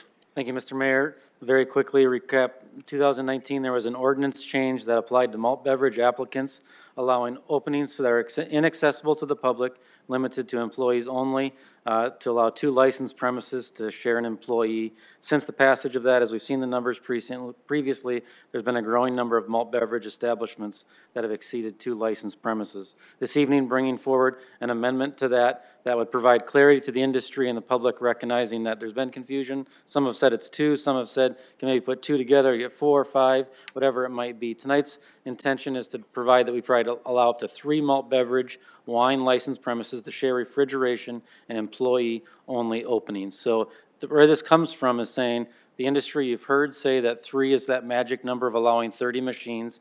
We can do the 30 there. They could add a liquor license to get 40. And as I've looked at the situation, they put 4 premises next to each other. They could have 1 employee watching over there's 4 premises. Now, could they add 5, 6, 7 liquor license? Absolutely. We don't have any authority over that, but obviously it would be an economic challenge to do that. This evening, you will see an amendment for a couple of reasons. One is there's an amendment to strengthen the language regarding the number of malt beverages, wine premises that can share connection for employees and refrigerated air. This amendment comes actually from the Building Services Department. We had met with them before all of this, and then one of their staff members over the last week took a second or third or fourth look at it and had an idea that they believe brought clarity for the Building Services Department. So we wanted to include that out of respect for them. And then 2 other things is this amendment will allow that, make sure that any existing wine, malt beverage establishment that exceeds 3 shared premises are grandfathered in. So we're talking about moving forward. It's actually written into the ordinance. And then the other amendment would allow existing wine and malt beverage establishments that exceed 3 to be transferred if the new ownership operates in the same premise. So if you've built a facility that had the 5, you got the 5 malt beverage license, you transfer that and exists in the exact same facility, it can continue to operate. That will be the amendment that you see this evening. Thank you. All right, thank you, Counselor. Anyone from the public here to speak on this one tonight? All right, Council, you want to put a motion on the floor, Counselor, and we'll move into discussion? Move to approve, McCoris. Second, Nitzert, excuse me. Motion by McCoris, seconded by Nitzert. Discussion, Council, on this. Councilor Nitzert.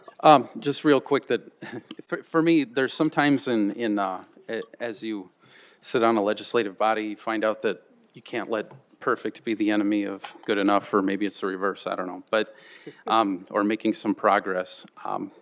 Because honestly, I would like to go back to solid walls. I just would. Looking back at the change that we made, half of it we goofed up, half of it we were hoodwinked. We were lied to. That's just the way it is. But what we've seen historically is that if there's any sort of wiggle room in the language, or there's any sort of whatever, they're going to find a loophole. So I have very little confidence that the 3 will be honored over time. I think it will be abused. We have history to show that. We had 2 in the ordinance. You go back and watch the meeting, they said flat out 2. We sat there with them. We were at their facility. They said 2. They said we'll never do more than 2. And then they did 3 and 4, and the language says 2. And it was just because you could read the language a little different. So I'm not under any illusion that this is going to be honored, but at least it says the word 3 multiple times, and so at least it's even harder to potentially argue and make the argument. So I am going to support it, but I'm going to hold my nose on this one. Thanks. Public input, Mr. Mayor? We did. Okay. We did call for public input. No one was here for it. Okay. Other discussion on the motion. Councilor Jensen. Mr. Mayor, could I have an opportunity to ask a question? You sure can. Yeah. To, the previous public input. In 2019, talking about kind of what had just been said by Councilor Nitzert about, lies to the council and different things like that. Could you kind of address that and just talk about the 2019 process, just so we can set the record clear and you can kind of talk for yourself? Mr. Mayor, Councilman Jensen, happy to. I was surprised to hear that, quite frankly, that somehow along the line I was either, because there's can be no mistake, the person that was talking was me. I don't want anybody to have any misconceptions. It was no one else. But I'm surprised to hear that somehow in 2019, I lied. I'm frankly very surprised. At the time in 2019, we were considering two. We were considering a change in one location in on Arrowhead Drive. We had many people come out. We had the council come out. At that time, we were considering changes to make it easier to do two back-to-back. I don't remember ever saying to anyone we would never do more than two. If I did, I may have. But I don't remember ever saying that to anyone, in public or private. We're only going to do two, and that's going to be the way it is forever. And if I did, I'm wrong. But I will tell everybody the same thing that I've told you on numerous occasions. I'm not going anywhere. I'm here. And if you don't think I've told you the truth, please call and let's talk about it. I'm not really positive that here is the right place to do that, but this is where we're at. And I'm happy to discuss it. I'm happy to talk about my veracity, my ability to tell the truth. More than happy to. And again, not going anywhere, and I plan to come back and talk to you guys again. But I think it's also important to remember that after 2019, after the changes were made in 2019, I told you two things. Number one, doesn't make it any more constitutional. And I've told you number two, in the run-up to this meeting, we weren't the first ones to go to three. But we did follow suit. And I think we've all talked about where the first places were that went to three. That wasn't us. So, yep, if that makes me someone who doesn't tell the truth or a liar, let me state to everybody that's here on the council right now, I apologize. Do I think I did that? No, I don't. Do I think I intended to do that? No, I don't. Did I envision in 2019 any scenario in which in 2022 we'd be talking about 3, 4, 5 locations back to back to back? Giving me much more credit than I deserve. I'm not that intelligent. But to be called a liar is a little unfair, I think. Say that you were hoodwinked, I think it's a little unfair. Not positive that's good for the public discourse either. Councilor Jansen? Thank you very much for answering that question. I appreciate it. And I've talked to the industry and the previous speaker, and he's always been upfront and honest with me. So I appreciate his testimony, and I think we can all learn from that when we're sitting up here on the dais to really speak with purpose. And this is where our national discourse has gone, when we sit up here and we talk that way. So I just be very careful with what we say up here on the dais because people are watching. Now, I would also, I'm going to support Councilor McCurris's amendment. I think it's common sense in this ordinance specifically. I would just offer to anyone watching on TV that in 2019, if you go back to page 13 on the previous ordinance's testimony from Councilor Neitzert, on page 13, you see in 2019, this is a story of unintended consequences by a legislative branch that wanted to do something to move an industry forward and regulate it. And what happened was there was unintended consequences. That's when we saw the huge ramp up in video lottery. And that wasn't a problem until 2019, interestingly enough. So as I will support Councilor McCurris in this ordinance, I would just offer that there's likely unintended consequences in the legislation that we have passed tonight. We heard testimony from someone that we want just, a mom and pop dining establishment with a bar to have a video lottery. That will not happen with the ordinances that we are passing tonight. You will likely only see the biggest industry leaders have video lottery establishments as a part of this. So it cuts out the young business owner that wants to do exactly what was testified earlier. So this is just a fascinating exercise of unintended consequences. I appreciate you bringing this, Councilor McCurris, and you talking with your fellow councilors, the industry, and working towards a compromise. So I thank you for that. and support the amendment and then pass the ordinance. Thank you, Mr. Mayor. Thank you, Counselor. Other discussion on this motion? Motion to amend, Mr. Mayor. Motion to amend section 111.021A1 by adding to connect no more than 3 licensed premises after no greater than 48 inches in width and 80 inches tall, and adding a new section B, notwithstanding 111.021A1, if the number of wine and malt beverage premises sharing connections for employees and refrigerated air exceeds section 111.021A1 and were approved prior to the effective date of this ordinance, the licensed premise may continue to operate with the number of licensed premises at the effective date of this ordinance. Those licenses in operation prior to the effective date of this ordinance at the existing premises as set forth in this subsection may be transferred to a new licensee who operates at the same existing premises. All right, do we have a second for that? Second, Jensen. All right, motion by McCoy, seconded by Jensen. Any discussion on that, or you want to unpack that at all? Very quickly, this just came from conversation, from feedback received from, again, building services, other counselors asking about how this impacts existing industry. So again, this just provides puts it right in the ordinance. This is focused on going forward rather than looking back. All right. Discussion on this amendment here. All right, seeing none, let's vote on the amendment, please. Council members Nitzert, Yes. Selberg, Yes. Sale, Yes. Star, Yes. Bronco, Yes. Cole, Yes. Jensen, Yes. McCurris. Yes. All right, the amendment passes 8-0, so we're back to the main motion as amended. Further discussion on this now. Counselor Sale. I'd just like to say one further thing. In the last 4.5 years on the council, I've received more complaints about neighbors not cutting their grass than I have received about video lottery. So I just wanted that on the record. All right, other discussion on this? Counselor Nitzert. Just a few final thoughts. I have had a good working relationship with Mr. Duncan, and I hope that continues. But I will tell you, in my 6 years on the council, when I first got on the council, the first week I was on there, the council was tightening up the regulations with video lottery, and that's where we went to and made it really unambiguous to have solid walls. And I went out to those locations because there were proprietors, including people that he represents, that were taking out walls and creating 20 machine casinos without building permits. They knew they were breaking the law, and they did it anyway. We had smoking rooms.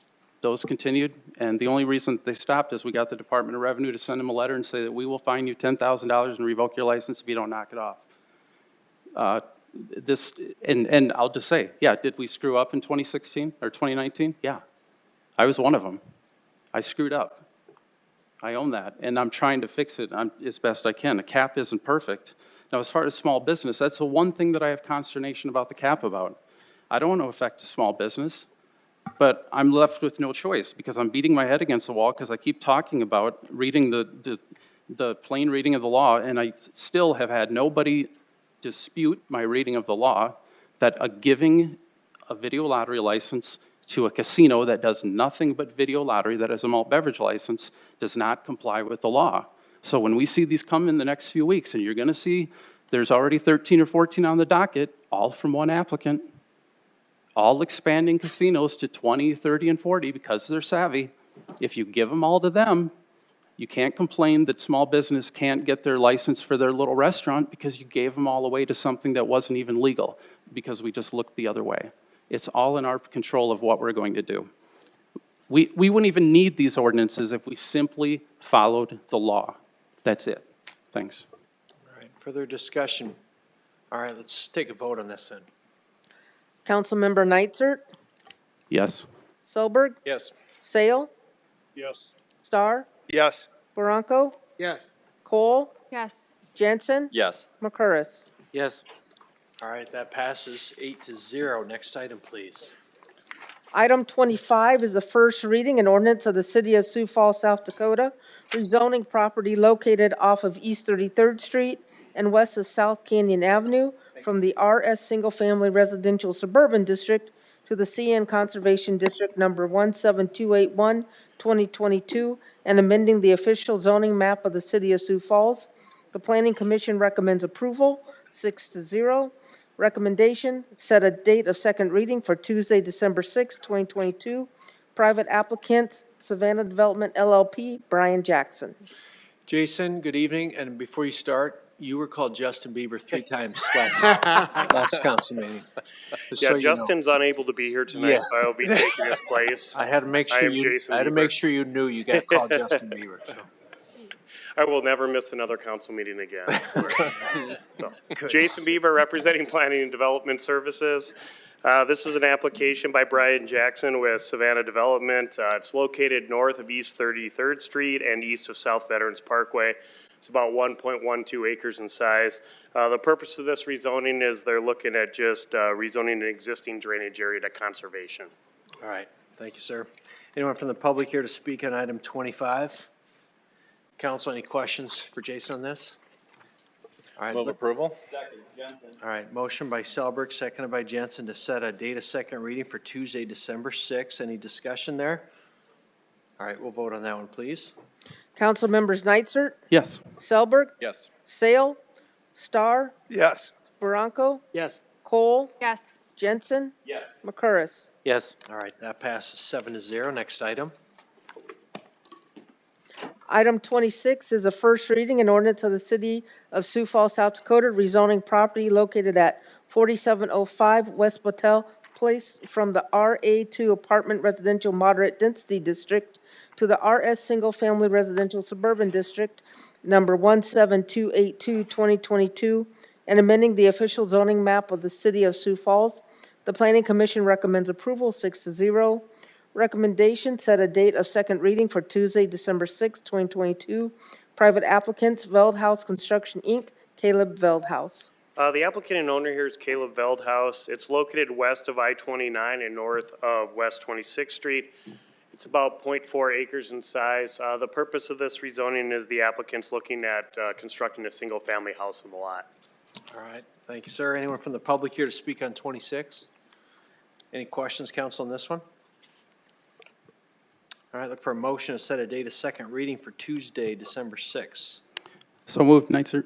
Second. All right, motion by Nitzert, seconded by Baranco. Any discussion there? All right, let's vote on that, please. Council members Nitzert, Yes. Selberg, Yes. Sale, Yes. Star, Yes. Baranco, Yes. Cole, Yes. Jensen, McCurris, Yes. Cole, We got him. All right, 7-0. That passes. Next item.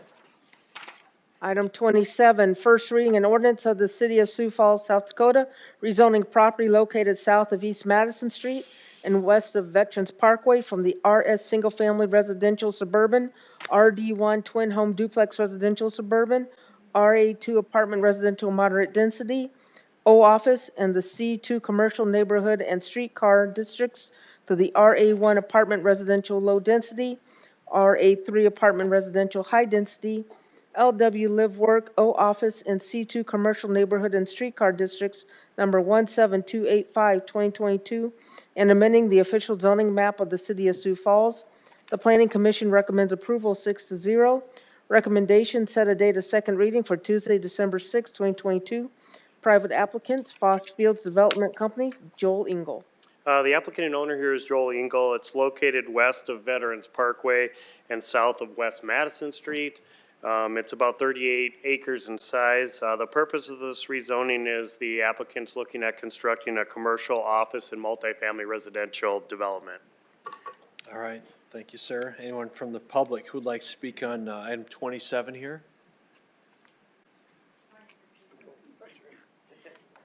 Look at this. Wow. Didn't I just say this, a week or two ago, we was talking about development, mixed-use properties? So we have commercial and residential. So when people say it's hard to find properties, if we would do mixed-use property on one property, that kills two birds in one stone.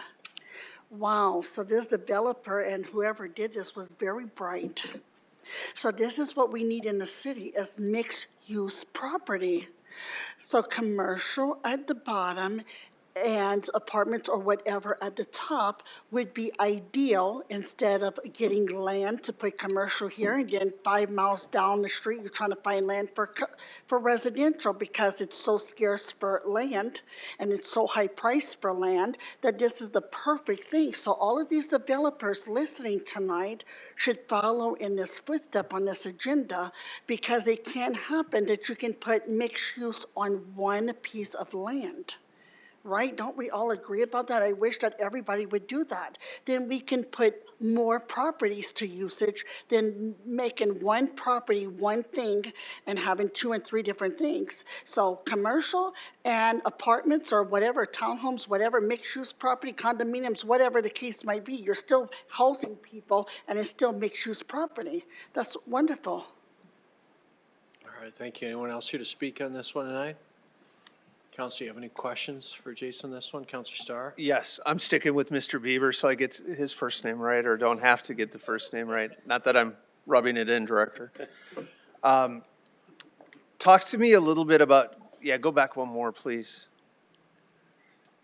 So how does the access, so the only access to this property then is going to be off of Madison? Would there be a place for access from Veterans Parkway as part of this, or would that be moving?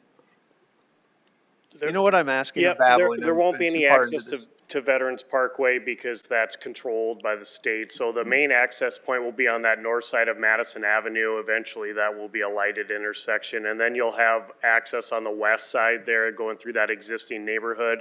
And then eventually there'll be a connection to the south. That's where Menards is. And then you know how that road stops at Menards. So that'll be another access point to go south there. I'm sorry, I missed where you said there'd be a light. It's already lighted on Madison and No, it will be in the Veterans. future. Well, it is already. Is it on that? No, I meant that Madison- intersection right there. That's not Madison Street and Veterans, the one that's a quarter mile to the west there that you see on the north side of this. Gotcha, that's where I Yep, was confused. that'll So be the one that then goes north to the Sanford and Lewis that's up there. So that'll eventually be lighted once that traffic amounts or traffic numbers get to that point. Eventually, what's the plan for walkability through that area? Because that's gonna, with Sanford and Lewis and that to the south developing, do we extend bike trails and sidewalks through there, or? You know, 'cause there's a really nice bike trail. on They'll both have sides. sidewalks, and we do require pedestrian connections as part of the zoning ordinance. And if you kind of look at this picture on the right side, you can see that bike path that's already constructed on Veterans Parkway. So us as planners would love, as they're continuing to go through this development, and I would assume the developers would also like that, we'll work with them and make sure we get those connections to that bike trail on Veterans Parkway, and then connections to the north along Madison and also to the west into that neighborhood, residential neighborhood, and I believe there is a park there about half a mile to the west in that neighborhood. You knew I'd ask that next, so thank you. Thank you, Mr. Mayor. All right. Other questions for staff here? All right, look for a motion, set a date of second reading for Tuesday, December 6th. Move approval? Second call. All right, motion by Selberg, seconded by Councilor Cole. Discussion on that motion? All right, let's vote on it, please. Council members Nitzert, Yes. Selberg, Yes. Sale, Yes. Starr, Yes. Bronco, Yes. Cole, Yes. Jensen, Yes. McCurris. Yes. All right, that passes 8-0. Next item, please. Item 28, first reading, an ordinance of the City of Sioux Falls, South Dakota, rezoning property located at 1200 East 77th Street from the RS Single Family Residential Suburban District to the O Office District, number 17305, 2022, and amending the official zoning map of the City of Sioux Falls. The Planning Commission recommends approval 6-0. Recommendation, set a date of second reading for Tuesday, December 6, 2022. Private applicants, McDaniel Properties LLC, Ross McDaniel. The applicant and owner here is Ross McDaniel, located north of East 77th Street and west of South Cliff Avenue. It's about 0.17 acres in size. The purpose of this rezoning is they're looking at constructing a parking lot addition to that existing office building that's already on the lot. All right. Anyone from the public here to speak on 28? Any questions here, council? For a motion to set a date of second reading for Tuesday, December 6th. So move, Jensen. Second, McCourse. Motion by Jensen, seconded by Sale. Any discussion there? There was a tie. Had to give it to somebody. Come on. All right, let's take a vote. Council members Nitzert, Yes. Selberg, Yes. Sale, Yes. Star, Yes. Bronco, Yes. Cole, Yes. Jensen, Yes. McCurris. Yes. All right, that one passes 8-0. Item 29. First reading an ordinance of the City of Sioux Falls, South Dakota, amending the Code of Ordinances of the city by amending Chapter 37, Taxation. Recommendation, set a date of second reading for Tuesday, December 6, 2022. Sponsor, Mayor. Dustin. Good evening, Mayor, City Council, Dustin Powers, Planning and Development Services. The ordinance in front of you would amend our current Code of Ordinances for the Main Street Business Improvement District. The bid has been in place since 1989, and generates revenue via special assessments on downtown properties each year that fund a variety of projects downtown. The funds are distributed to Downtown Sioux Falls Incorporated and has been used for projects including marketing, streetscape improvements, public space cleaning and maintenance, events and promotion, district advocacy, among other things.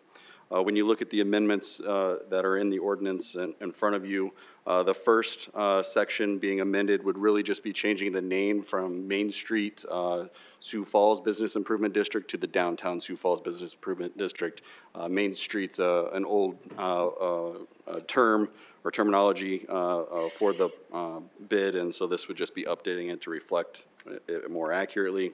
And secondly, the major change of the ordinance changes is the rate methodology of what downtown property owners would be assessed. The rate methodology has been discussed through the bid Business Improvement District Growth Plan that Downtown Sioux Falls has prepared and shared with the property owners.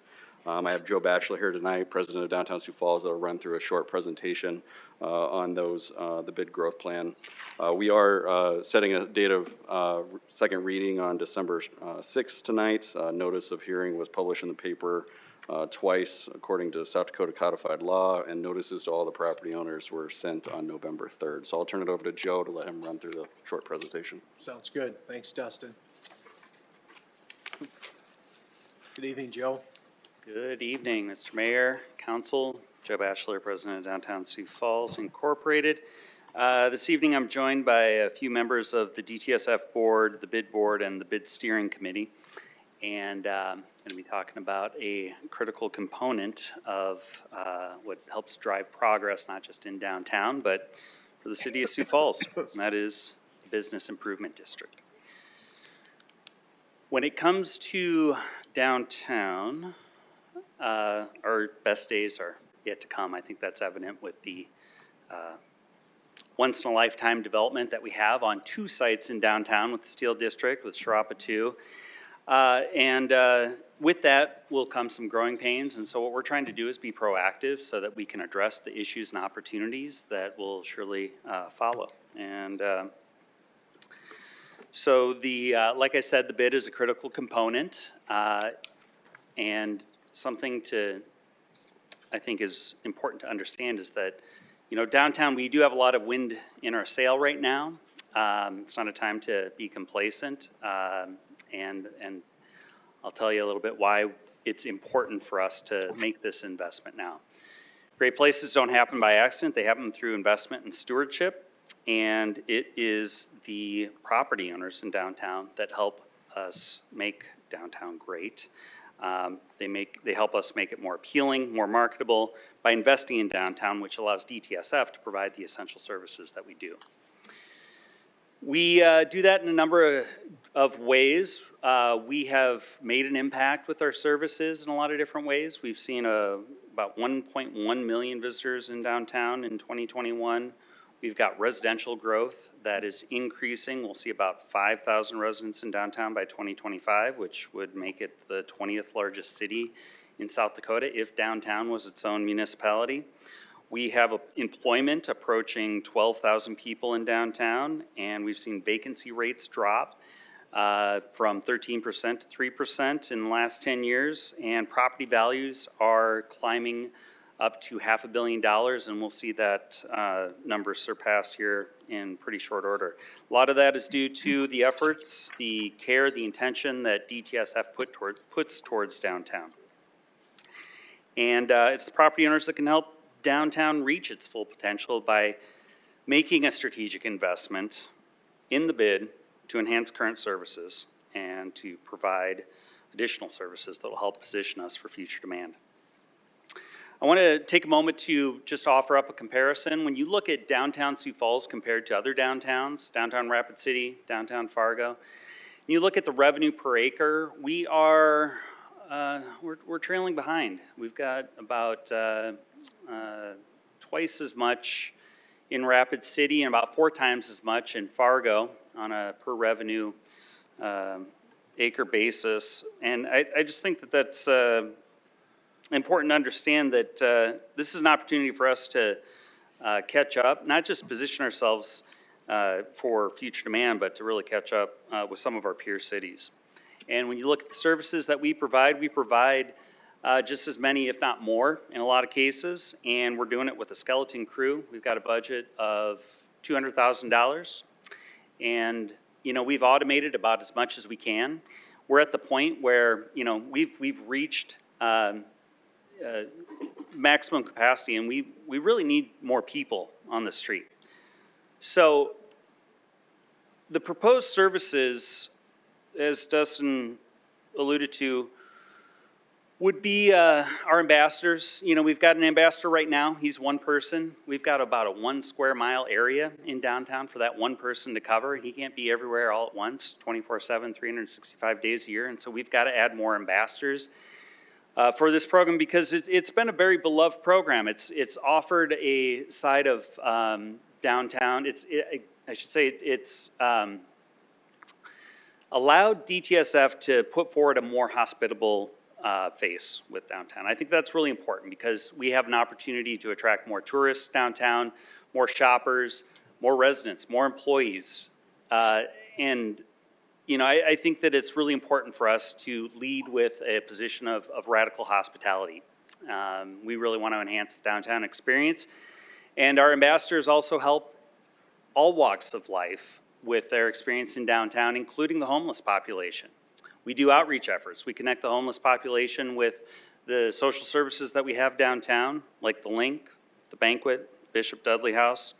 And so this is something that is pretty common in a lot of other downtowns, these ambassador programs. And so we've piloted it here, and it's been well received, and we're ready to ramp that up.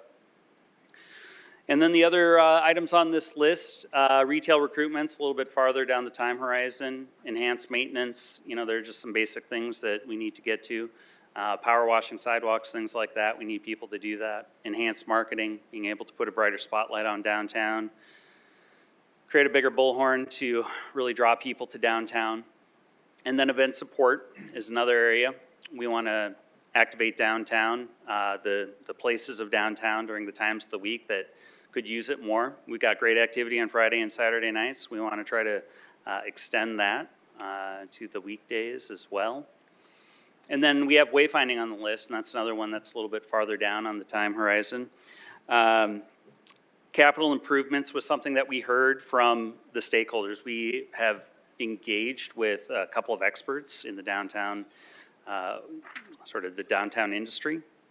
They've got about 70 plus years of experience between them. We engaged over 100 stakeholders downtown, and these were the things that we heard from the stakeholders, what they want to see in downtown. And if you look at this list and you compare it to what we're hearing on the 2035 downtown plan, a lot of this addresses some of the issues that we're seeing in the 2035 plan. So this is an opportunity for us to take a proactive approach and really get a head start on the 2035 plan. So how are we going to do that? The proposal is we have a cap right now. So if you're $1 million property, you pay $1,500. If you're a $20 million property, you pay $1,500. That cap limits those properties from $1 million and up. So what we're proposing is to take that cap away and replace it with the second tier that would assess properties at 50 cents per $1,000 over $1 million. Land, similarly, 50 cents at $1,000 for over $200,000 of value. So again, with properties, if they are $200,000 and up, $200, that's the max that they pay right now. So we're just looking to replace that cap. That'll provide our organization with the opportunity to provide those enhanced services that we heard from our stakeholders. Sorry, the type's a little small on that, but timeline, the bid steering committee had been meeting from December to June. A lot of great guidance and input from some valuable members of the community. And then in June, we went to the bid board and provided them an update. We did small group meetings, had a lot of individual conversations with capped property owners. And then in July, presented to the Downtown Development Committee. We had a public meeting, which Mayor opened for us, and invited capped property owners. And we have tried to be very proactive with this outreach process. And then in August, we had the bid board come back, review the plan, and put forward recommendation to City Council to approve that. And so this is a follow-up from my presentation in September. And that's how we got here. And then we have our roster of the steering committee that guided us along the way with this process. And so with that, I will pause and open up to any questions if you have any. All right, thank you, Joe. Anyone from the public here to speak on this item?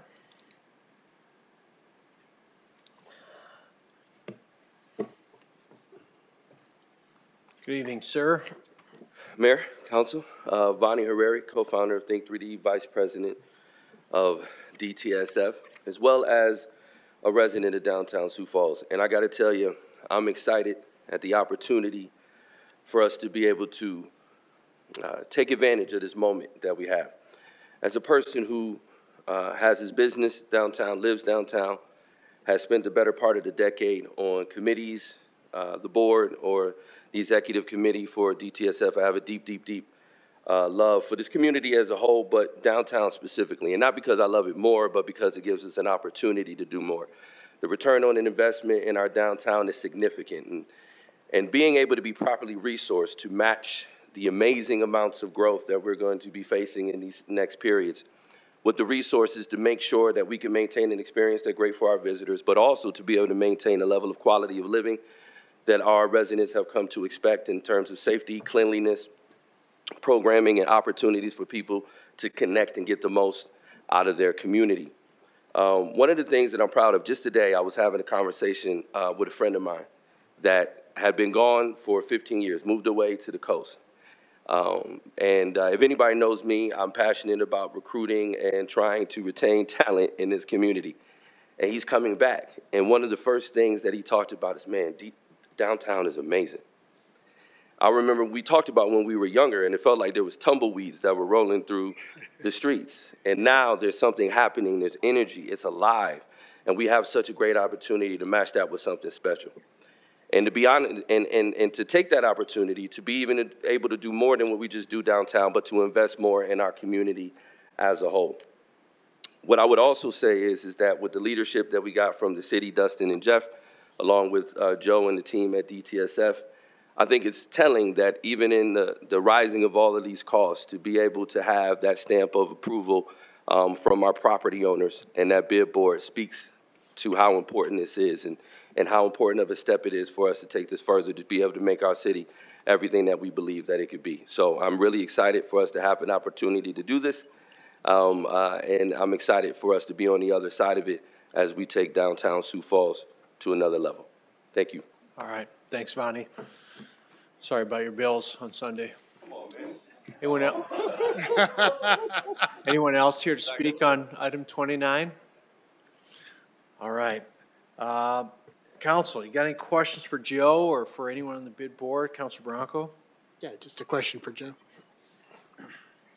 And also I wanted to thank you again for meeting with me and taking me through some of the stuff, helping me understand it. Wanted to revisit, so with this assessment, I love the plan. I know how this gets turned right back around into the community. You were telling me that you visited with most of the owners who would be subject to the new assessment, and you had a pretty good buy-in from them. Is that still true? Yeah. So, you know, there's been some that maybe cocked their head a little bit sideways when I told them what, you know, we wanted to change the bid assessment. But then when you explain what it goes to, they get it. Yeah. You know, and so it's been a pretty positive feedback loop for me on this process. Fantastic. That, just wanted to make sure that that's where we are, because I think these are great ideas. But, you know, it's easy for me to say. I want to make sure that the people who own the businesses down there are invested in this too and think these are great ideas. So that's excellent. All right, thank you. Any other questions for Joe on this? All right, look for a motion to set a date of second reading for Tuesday, December 6th. Move approval. Second. All right, motion by Selberg, seconded by Bronco. Discussion on that motion? All right, let's vote on it, please. Council members Nitzert, Yes. Selberg, Yes. Sale, Yes. Star, Yes. Bronco, Yes. Cole, Yes. Jensen, Yes. McCurris. Yes. All right, that passes 8-0. Next item, please. Item 30, first reading an ordinance of the City of Sioux Falls, South Dakota, amending the Code of Ordinances of the city by adopting the 2021 International Property Maintenance Code and amendments thereto. Recommendation, set a date of second reading for Tuesday, December 6, 2022. Sponsor, Mayor. Mr. Evening. Tobias, good evening. Evening, Council. Matt Tobias, Planning Development Services. What I have before you tonight is the adoption of the International Property Maintenance Code. Very unlike a lot of the other codes you'll see. I get this one. It's not as complex. The whole purpose for the Property Maintenance Code, I'm just going to read a sentence to you. International Property Maintenance Code is a model code that regulates minimum maintenance requirements for existing buildings. The IPMC is a maintenance document intended to establish minimum maintenance standards for basic equipment, light, ventilation, heating, sanitation, and fire safety. So it's a very basic code. What we're doing is we're just adopting the 2021 code this year. So that's what I have in front of you tonight. All right, thanks, Matt. Anyone from the public here to speak on that? Council, any questions here? All right, look for a motion to set a date of second reading for Tuesday, December 6th, please. I so move. Second. Motion by Sale, seconded by Bronco. Any discussion there? All right, let's vote on that, please. Council members Nitzert, Yes. Selberg, Yes. Sale, Yes. Star, Yes. Bronco, Yes. Cole, Yes. Jensen, Yes. McCurris. Yes. All right, that passes 8-0. Item 31, please. Item 31, a resolution declaring the results of the vote upon the initiated ordinance to prohibit the construction of permitting of new slaughterhouses within the city limits at the general election held on Tuesday, November 8, 2022. Sponsors, council members Sale and Jensen. Counselor Sale, are you speaking to this? I can. Denise, are you going to speak to this? Yes. It's yours. All right. Mayor, council, the purpose of this resolution is to canvass the results of the initiated ordinance on last week's election ballot. 71,838 votes were cast on the question. Of those, 34,231 were cast in favor of the initiated ordinance, and 37,607 were cast against it. Because the measure did not receive a majority of votes in its favor, it is disapproved. All right, thank you. Anyone from the public here to speak on this item? All right, can I get a motion, council, to approve? So move, Sale. Second. Jensen. All right, motion by Sale, seconded by Jensen. Discussion on this item?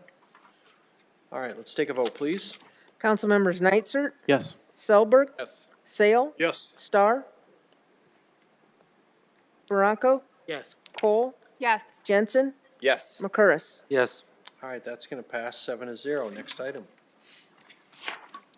Item 32, a resolution of the City of Sioux Falls, South Dakota, rescheduling the business of the city from the scheduled city council meeting for Tuesday, February 7, 2023 to Monday, February 6, 2023. Sponsors, council members Sale and Jensen. Thank you, Mr. Mayor. Counselor Sale. This is to move our meeting because members of the city council will be attending events associated with Municipal Government Day in the state legislature on February 7th, 2023, which is also a council meeting date. So the resolution changes the meeting date to February 6th, 2023. City Ordinance Section 30.001D requires the council to pass resolution changing any meeting dates prescribed by Section 30.001B. All right, thank you, sir. Anyone from the public here to speak on item 32? All right, council, can I get a motion on this? Move to approve. Second. Jensen. Motion by Sale and seconded by Jensen. Let's take a vote on this one, please. Council members Nitzert, Yes. Selberg, Yes. Sale, Yes. Star, Yes. Baranco, Yes. Cole. Yes. Jensen, Yes. McCurris. Yes. All right, that passes 8-0. Item 33. A resolution advising and giving consent to the appointment of members to certain citizen boards, sponsor mayor, and if I may, read the names. You bet. Nathan Brandt, Electrical Board of Appeals and Examiners, Linda Hunt and Delmy Lopez Cruz, Falls Community Health Center Governing Board, and Amy Parlett, Infrastructure Review Advisory Board. All right, anyone from the public here to speak on this item? Any of these folks here by chance? All right, council, you got any questions here? Let's take a motion, please. Move approval. Nicer. Second, McCorus. All right, motion by Nitzert, seconded by McCorus. Let's vote on it, please. Council members Nitzert, Yes. Selberg, Yes. Sale, Yes. Star, Yes. Baranco, Yes. Cole. Yes. Jensen. Yes. McCorus. Yes. All right, passes 8-0. Next item. Item 34 is an audit report, 2105 ASM Global Management Agreement.